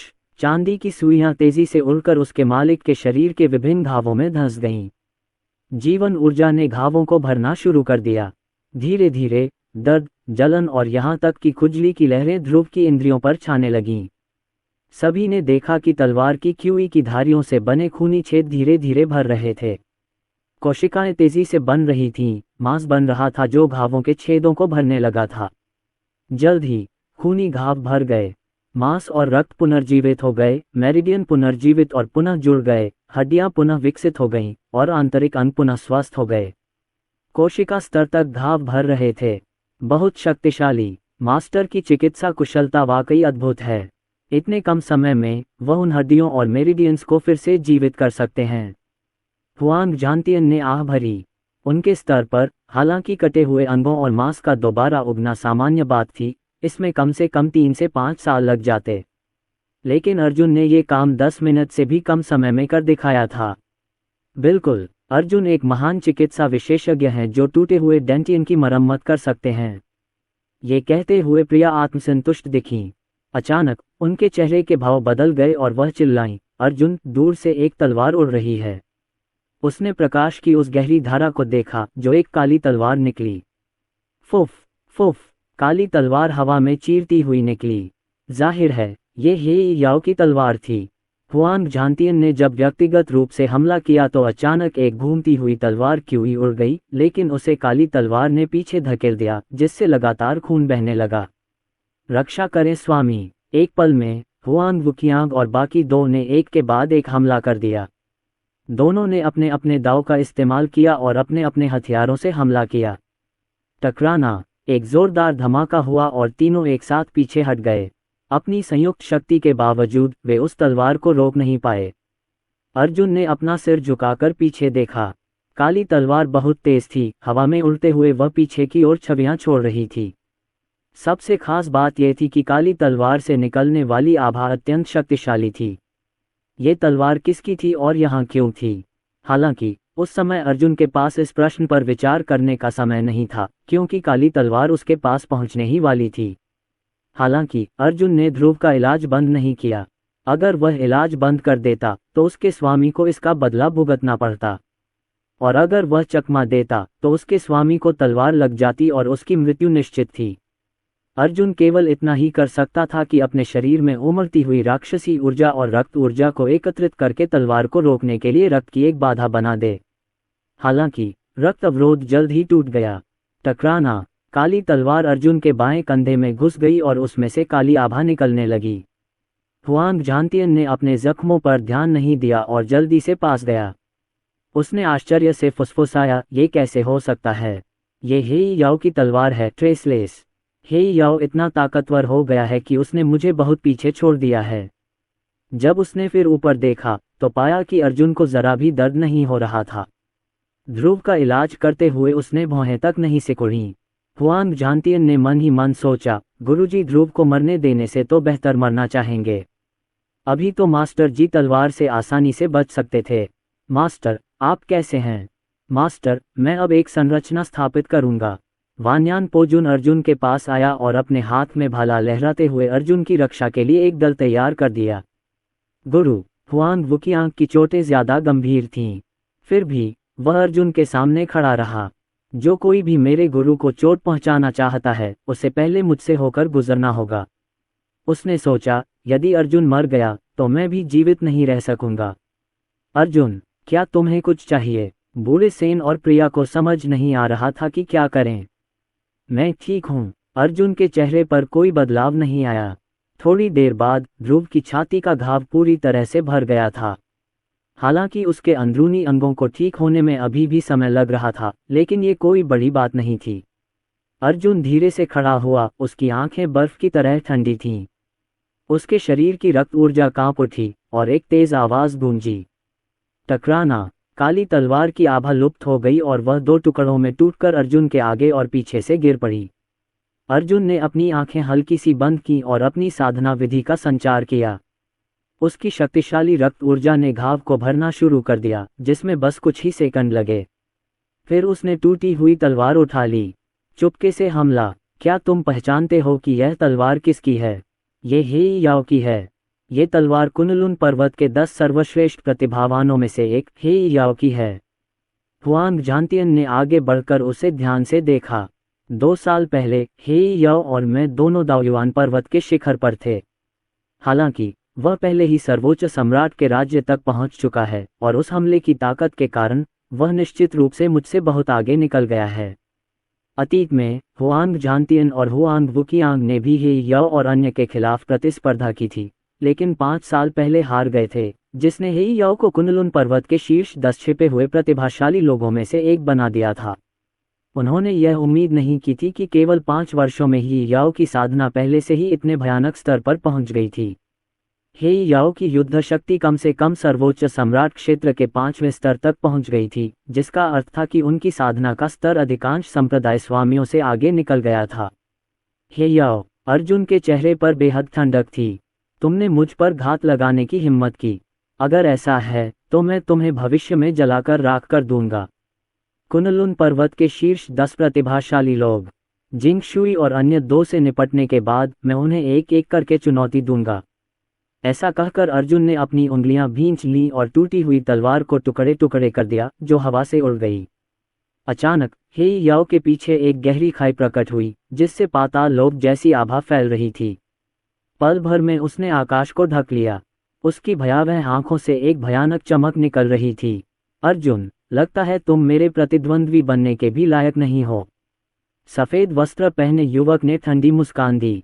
वह बमुश्किल योग्य है। उसे मारने के लिए तुम कितनी चालें चलने की सोच रहे हो? तीसरी चाल की कोई जरूरत नहीं है।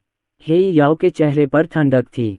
उसने हुआंग बोटियन, जिंगशुई और दूर खड़े बाकियों को देखा। पहले उस कूड़े के टुकड़े की आखिरी इच्छा पूरी हो जाए। जब वो सबसे ज्यादा खुश होगा तो मैं उसे मार डालूंगा और उसे निराशा का एहसास करा दूंगा। क्या ये बेहतर नहीं है?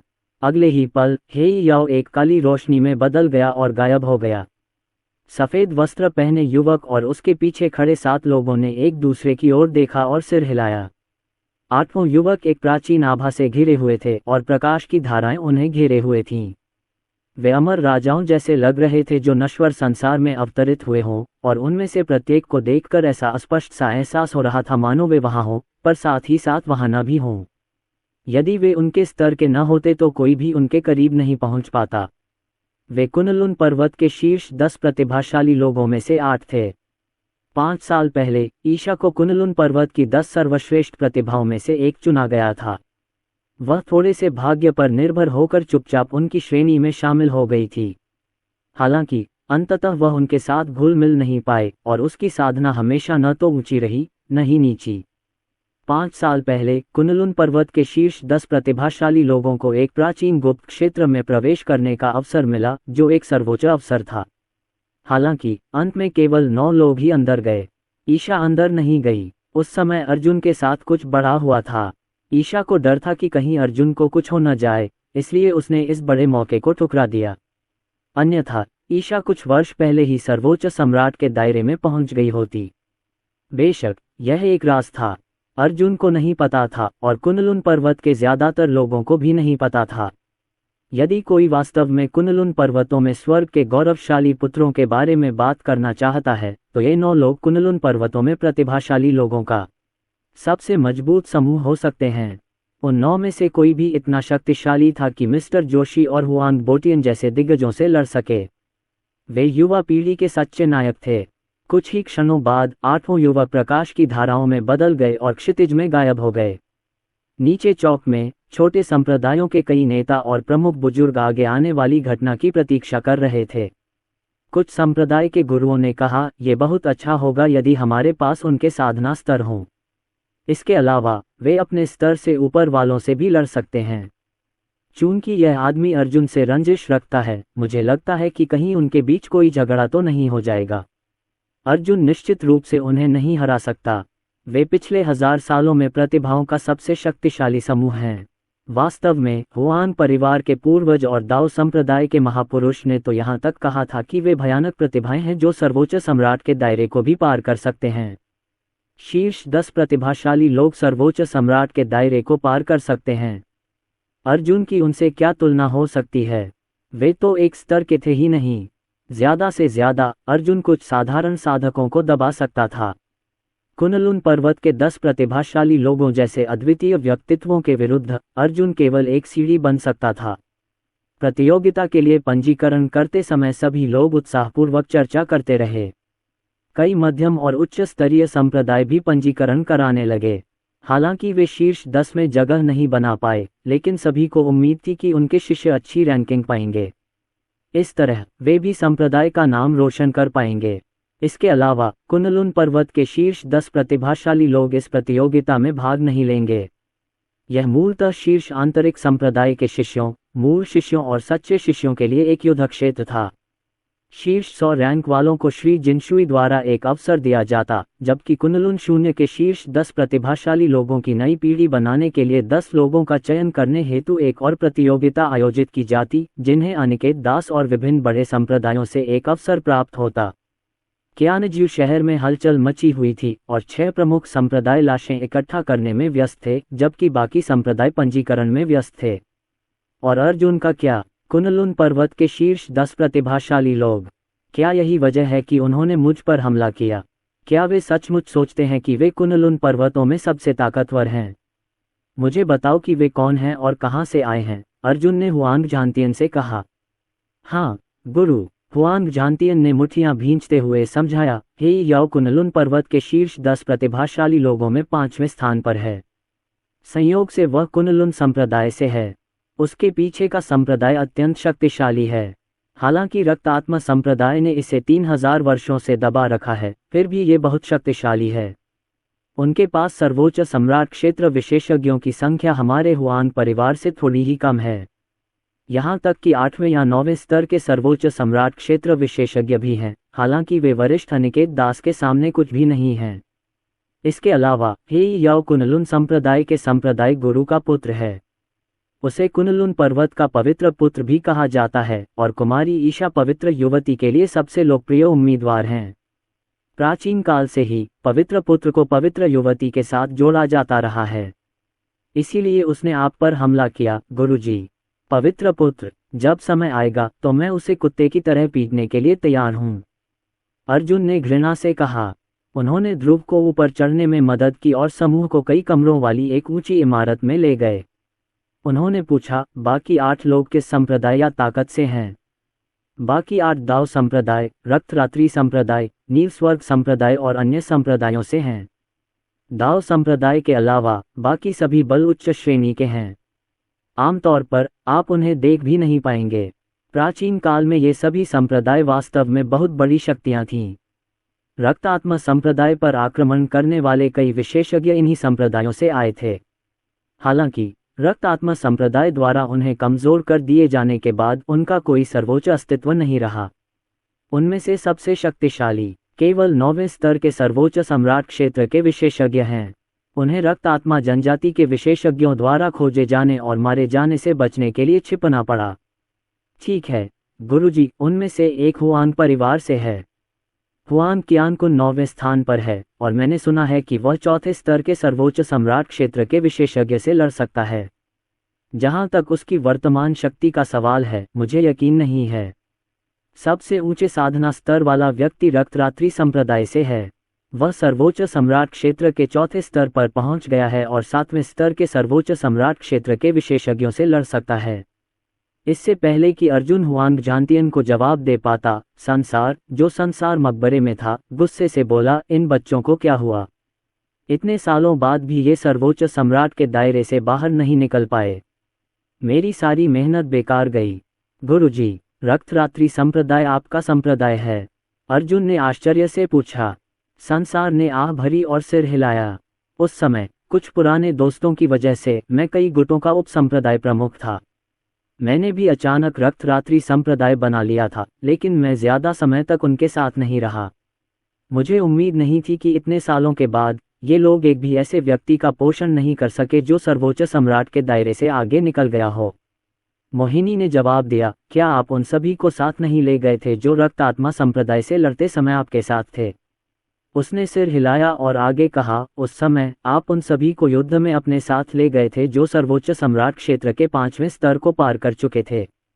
रक्त आत्मा संप्रदाय द्वारा इतने वर्षों तक दमन किए जाने के बाद ये स्वाभाविक ही है कि वे किसी ऐसे व्यक्ति को विकसित करने में विफल रहे जो सर्वोच्च सम्राट क्षेत्र को पार कर सके। सर्वोच्च सम्राट के दायरे को पार करना कितना कठिन था। मोहिनी अच्छी तरह जानती थी कि कुनलुन पर्वत पहले की तरह मजबूत नहीं थे और यहाँ तक कि अनिकेत दास भी सर्वोच्च सम्राट क्षेत्र के 9वें स्तर पर फंस गए थे। गुरुजी, आप क्या सोचते हैं? क्या मुझे रक्तरात्रि संप्रदाय को वश में करना चाहिए या? चूंकि यह आपका संप्रदाय है गुरुजी, इसे कुनलुन पर्वत के साथ विश्वासघात नहीं करना चाहिए, है ना? अर्जुन ने धीरे से पूछा। संसार ने घुरघुराते हुए कहा, अगर उन्होंने कुनलुन पर्वत को धोखा देने की हिम्मत की तो मैं खुद बाहर आकर उन्हें मार डालूंगा। संसार ने फिर एक रक्तवर्णी ज़ेड पेंडेंट निकाला और अर्जुन को दे दिया। इस प्रतियोगिता के समाप्त होने के बाद अनिकेत दास के पास तुम्हारे साथ चर्चा करने के लिए एक योजना होगी। समय आने पर तुम उसे रक्तरात्रि संप्रदाय को वश में करने के लिए अपने साथ ले जा सकते हो। मैं अपना संप्रदाय तुम्हें सौंप दूंगा। कोई बात नहीं। कुनलुन संप्रदाय के बारे में क्या वहाँ आपके कोई रिश्तेदार या शिष्य हैं? अर्जुन ने पूछा। अगर हाँ, तो मैं दया दिखाने पर विचार कर सकता हूँ। हे याओ के अलावा मैं उनके किसी और शिष्य को नहीं मारूंगा। कुनलुन संप्रदाय। कुनलुन संप्रदाय का तलवार सम्राट से कुछ संबंध है। संसार ने बहुत देर तक सोचा और फिर आह भरी। मैं उन्हें तुम्हारे सामने आत्मसमर्पण करवा दूंगा। हालांकि अगर वे आत्मसमर्पण नहीं करते या कुनलुन पर्वत के साथ विश्वासघात नहीं करते तो उन्हें मार डालो। यदि कुनलुन पर्वत के लोग आपके अधीन नहीं होते और रक्त आत्मा संप्रदाय का विरोध करने में आपकी मदद नहीं करते तो उनके अस्तित्व की कोई आवश्यकता नहीं है। उन्हें रक्त आत्मा संप्रदाय का विरोध करने के लिए एकजुट होना होगा। अगर वे योगदान नहीं देंगे या शामिल नहीं होंगे तो उन्हें नष्ट कर देना ही बेहतर है। इसके बजाय हम संसार शमशान में आपके साथ अकेले रक्त आत्मा संप्रदाय के खिलाफ लड़ेंगे और बिना किसी पछतावे के मरेंगे। संसार के शब्दों से अर्जुन का खून खौल उठा। वह सही थे। कुनलुन पर्वतों को रक्त आत्मा संप्रदाय के खिलाफ लड़ने के लिए एकजुट होना होगा। अगर वे आधे मन से रक्त आत्मा संप्रदाय के विरुद्ध गए तो परिणाम वैसा ही होगा जैसा प्राचीन युद्ध में हुआ था। कुनलुन पर्वत को एक और करारी हार का सामना करना पड़ेगा।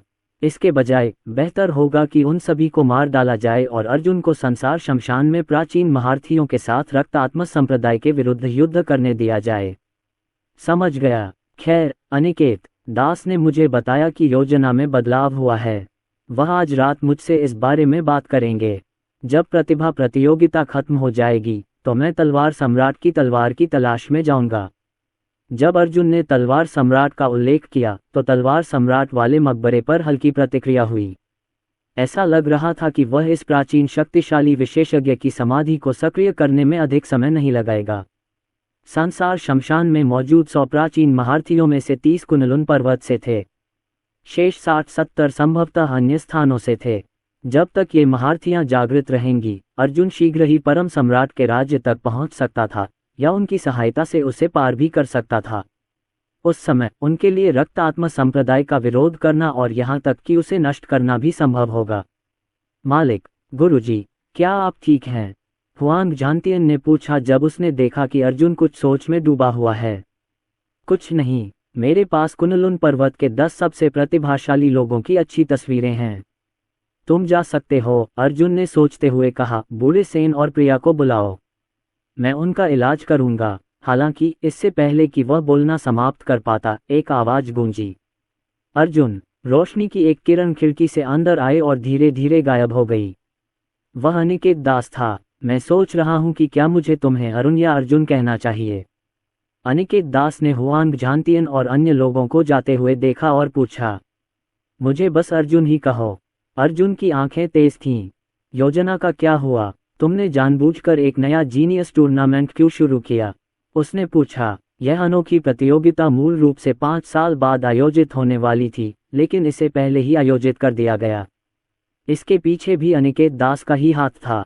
अनिकेत दास सोफे पर बैठे और धीरे से बोले, शुरू में मैंने रक्तरात्रि संप्रदाय के दूसरे सर्वोच्च बुजुर्ग और कुनलुन संप्रदाय के 3 सर्वोच्च बुजुर्गों के साथ मिलकर हुआंग परिवार के पूर्वज को मारने की योजना बनाई थी।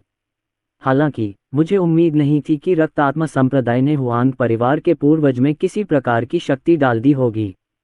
हम पांचों, जो सर्वोच्च सम्राट क्षेत्र के सर्वोच्च स्तर के विशेषज्ञ हैं, हुआंग परिवार के पूर्वज को मारने में असफल रहे। फिर भी हमने उसे गंभीर रूप से घायल कर दिया। इसीलिए मैंने प्रतिभा प्रतियोगिता को समय से पहले आयोजित करने पर जोर दिया। सबसे पहले मैं हुआंग परिवार की प्रतिक्रिया का परीक्षण कर रहा हूँ। दूसरा, मैं आपकी सलाह मानूंगा और सभी संप्रदायों को एकत्रित करूंगा। प्रतियोगिता समाप्त होने के बाद मैं रक्त आत्मा संप्रदाय के विषय को दुनिया के सामने सार्वजनिक रूप से प्रस्तुत करूंगा। हम पहले अराजकता फैलाएंगे और संपूर्ण कुनलुन पर्वतों को एकीकृत करने से पहले अस्थिर ताकतों को खत्म करेंगे। हमें हुआंग परिवार से निपटने में जल्दी करनी होगी। ये तो पक्का है, अर्जुन ने सोचा। इस बार आप हुआंग परिवार के पूर्वज को भगाने में नाकाम रहे, इसलिए वह रक्त आत्मा संप्रदाय से जरूर संपर्क करेगा और रक्त आत्मा संप्रदाय के विशेषज्ञों के इस दल के आगमन में तेजी लाएगा। उसी समय हुआंग वंश ने लोगों के इस समूह को प्रतिभा प्रतियोगिता में भाग लेने के लिए भेजा था, इसलिए वे शायद स्थिति को स्थिर करने की कोशिश कर रहे होंगे। उसने अपने लिए एक कप कॉफी डाली और एक घूंट भरकर आगे कहा, कुनलुन पर्वतों में 4 जगहें हैं जो मुझसे जुड़ी हैं। सबसे पहले, मैं पहले ही दानिक्सु कस्बे को संभाल चुका हूँ। आप वध की भूमि से निपटने के लिए पुरानी पीढ़ी को संगठित कर सकते हैं। तपोवन आश्रम और कियानजू शहर मेरे लिए छोड़ दो। क्या तुम्हारे पास कोई योजना है? अनिकेत दास ने अर्जुन की ओर देखा और पूछा। सभी संप्रदाय कियानजू शहर में इकट्ठा हुए हैं, लेकिन सभी परिवार नहीं। अगर तुम सभी परिवारों की एक साथ देखभाल करना चाहते हो तो मैं तुरंत एक सूचना भेजकर सभी परिवारों को इकट्ठा करवा दूंगा। अर्जुन क्षण भर चुप रहा। पहले संप्रदायों की समस्या सुलझा लें। उन्होंने अनिकेत दास को भावशून्य दृष्टि से देखा और पूछा। लुनकियांग संप्रदाय के अलावा कुछ और संप्रदाय भी हैं जो रक्तात्म संप्रदाय में शामिल हो गए हैं। पहले इन संप्रदायों के प्रमुख बुजुर्गों से निपटने और उन्हें नियंत्रित करने का अवसर ढूंढो। ठीक है, अनिकेत दास ने सिर हिलाया। अब प्रतिभा प्रतियोगिता समाप्त होने के बाद आइए सबसे पहले रक्त आत्मा संप्रदाय के मामले को सार्वजनिक करें और कुनलुन पर्वत में अराजकता फैलाएं। मैं हुआन परिवार से निपटने का अवसर लूंगा। हुआन परिवार का नाश करने के बाद मैं उन सभी संप्रदायों का सफाया कर दूंगा जो रक्तात्मा संप्रदाय में शामिल हो गए हैं।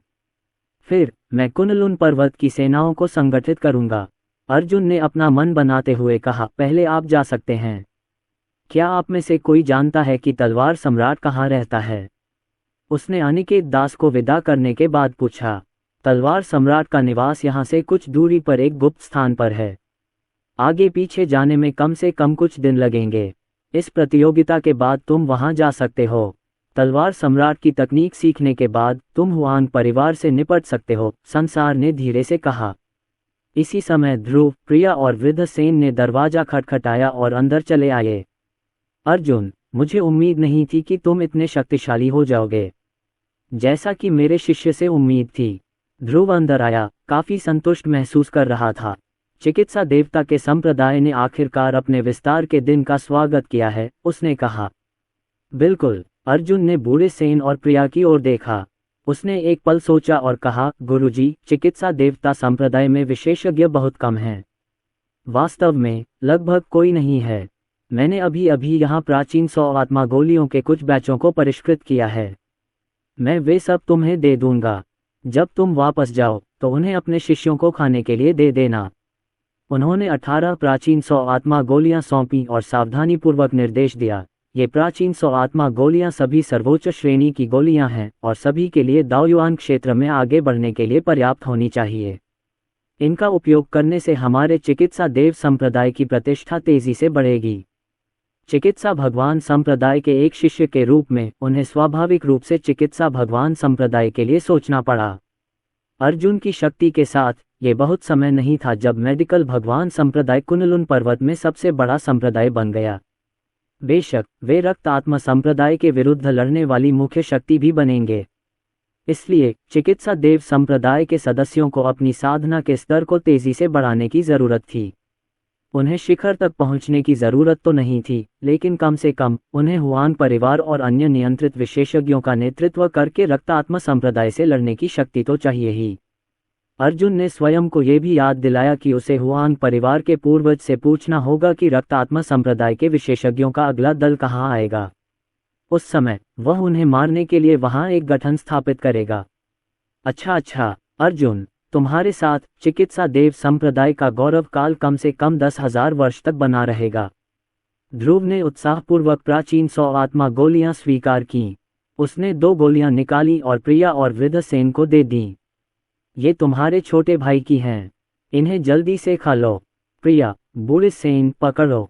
अर्जुन ने 2 प्राचीन 100 आत्मा गोलियां निकाली और उन्हें भी दे दी। 2 और ले लो, ये तुम्हारी साधना के स्तर को बढ़ाने के लिए पर्याप्त होंगी। भविष्य में जब मैं कुनलुन पर्वत पर नहीं रहूंगा तो मुझे चिकित्सा देव संप्रदाय की रक्षा के लिए तुम्हारी आवश्यकता होगी। हाँ जूनियर भाई, मैं समझ गया। कनिष्ठ भाई, चिंता मत करो। अगर तुम कुनलुन पर्वतों में नहीं हो तो मैं तुम्हारे अधीनस्थों की मदद करने की पूरी कोशिश करूंगा। प्रिया और बूढ़े सेन ने जल्दी से 4 प्राचीन 100 स्पिरिट गोलियां ले लीं। सर्वोच्च श्रेणी की प्राचीन 100 स्पिरिट गोलियां खाने के बाद उनकी ताकत निश्चित रूप से बहुत बढ़ जाएगी। जब अर्जुन ने दानिक्सु नगर छोड़ा तो उसने कुछ दिनों में उच्चतम श्रेणी की प्राचीन 100 आत्मा गोलियों के कुछ बैचों को परिष्कृत किया। वह उन्हें अपने आसपास के लोगों को देना चाहता था ताकि वे कुछ हद तक अपनी रक्षा कर सकें। आखिरकार वह हमेशा कुनलुन पर्वतों पर तो नहीं रहेगा, इसलिए एहतियात के तौर पर वह उनकी शक्ति बढ़ाना चाहता था। इसके बाद उन्होंने ध्रुव के साथ चर्चा शुरू की कि आगे क्या करना है। क्यानजू शहर के दूसरी ओर एक ऊंची इमारत में श्री जोशी सोफे पर बैठे थे। उनके शरीर में 5 रंगों वाली दिव्य ज्योति प्रवाहित हो रही थी और उनके शरीर में आध्यात्मिक ऊर्जा तेजी से संघनित हो रही थी, जिससे उनकी शक्ति एक नए स्तर पर पहुंच रही थी।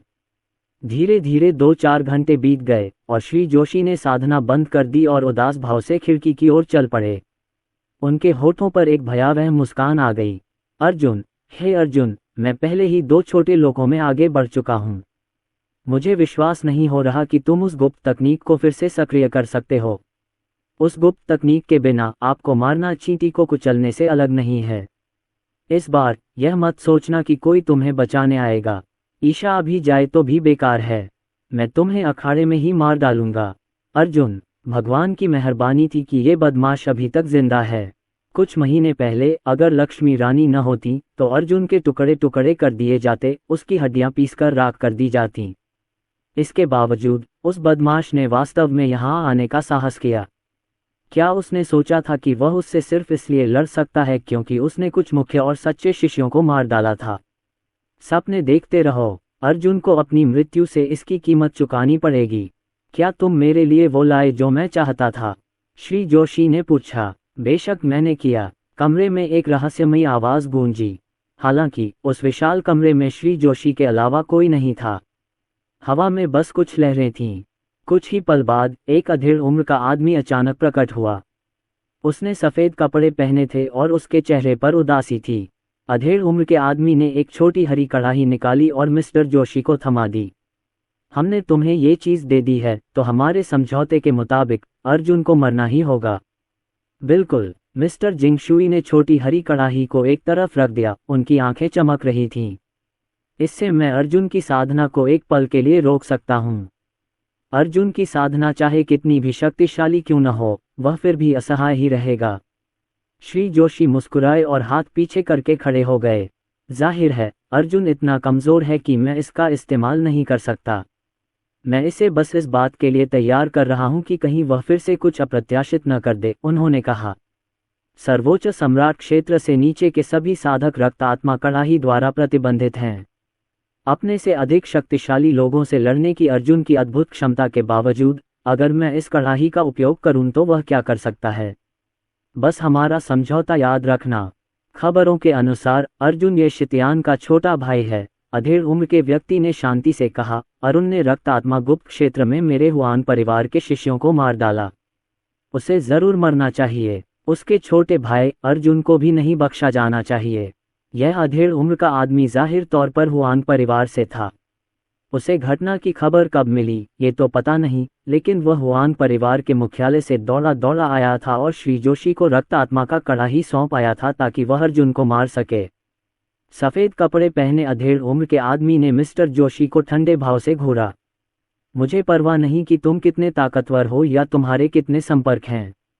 अगर तुम अपना वादा पूरा नहीं कर पाए तो हम तुम्हारे सारे परिवार और दोस्तों को खत्म कर देंगे।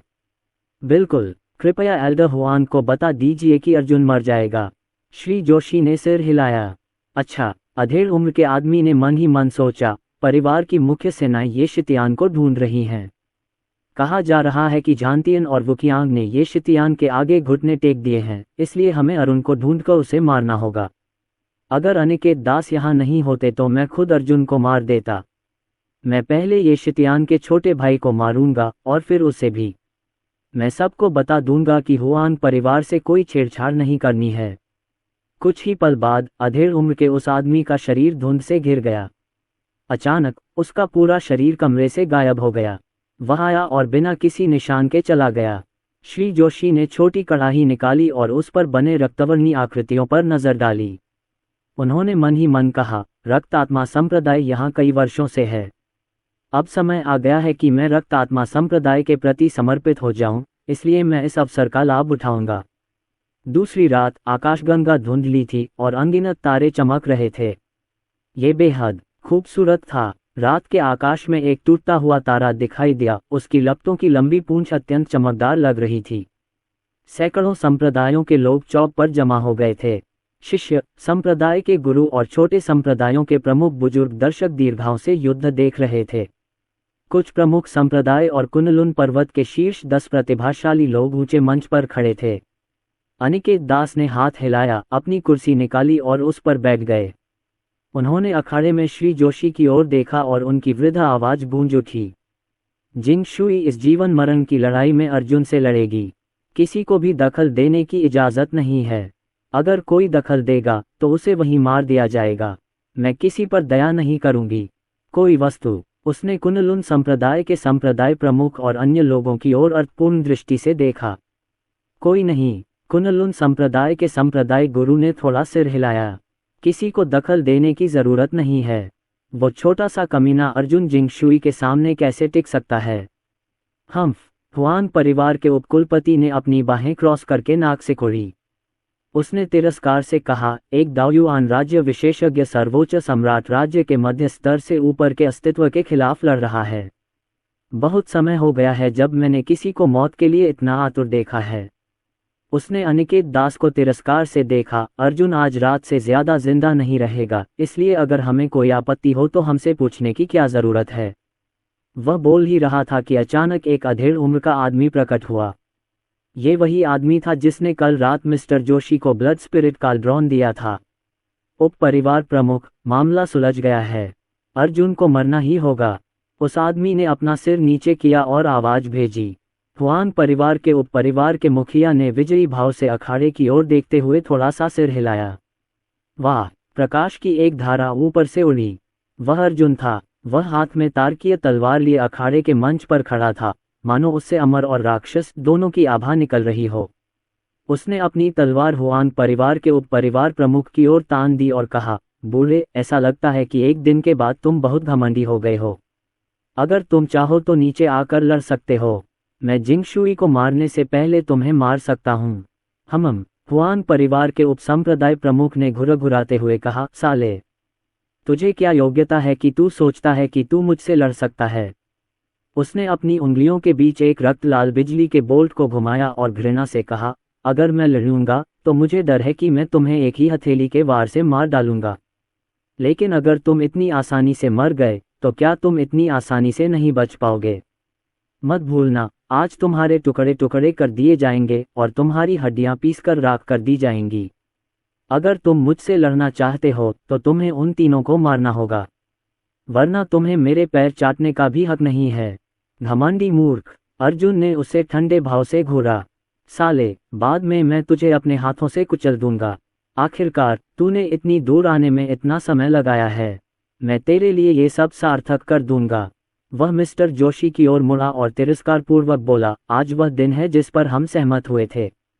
तुम्हें मारने से पहले तुम कितनी चालें चलना चाहोगे? 10 चालें? 8 चालें? कुछ महीने पहले तुमने मुझे बहुत बुरी हालत में डाल दिया था। आज मैं तुम्हें ब्याज समेत चुका दूंगा।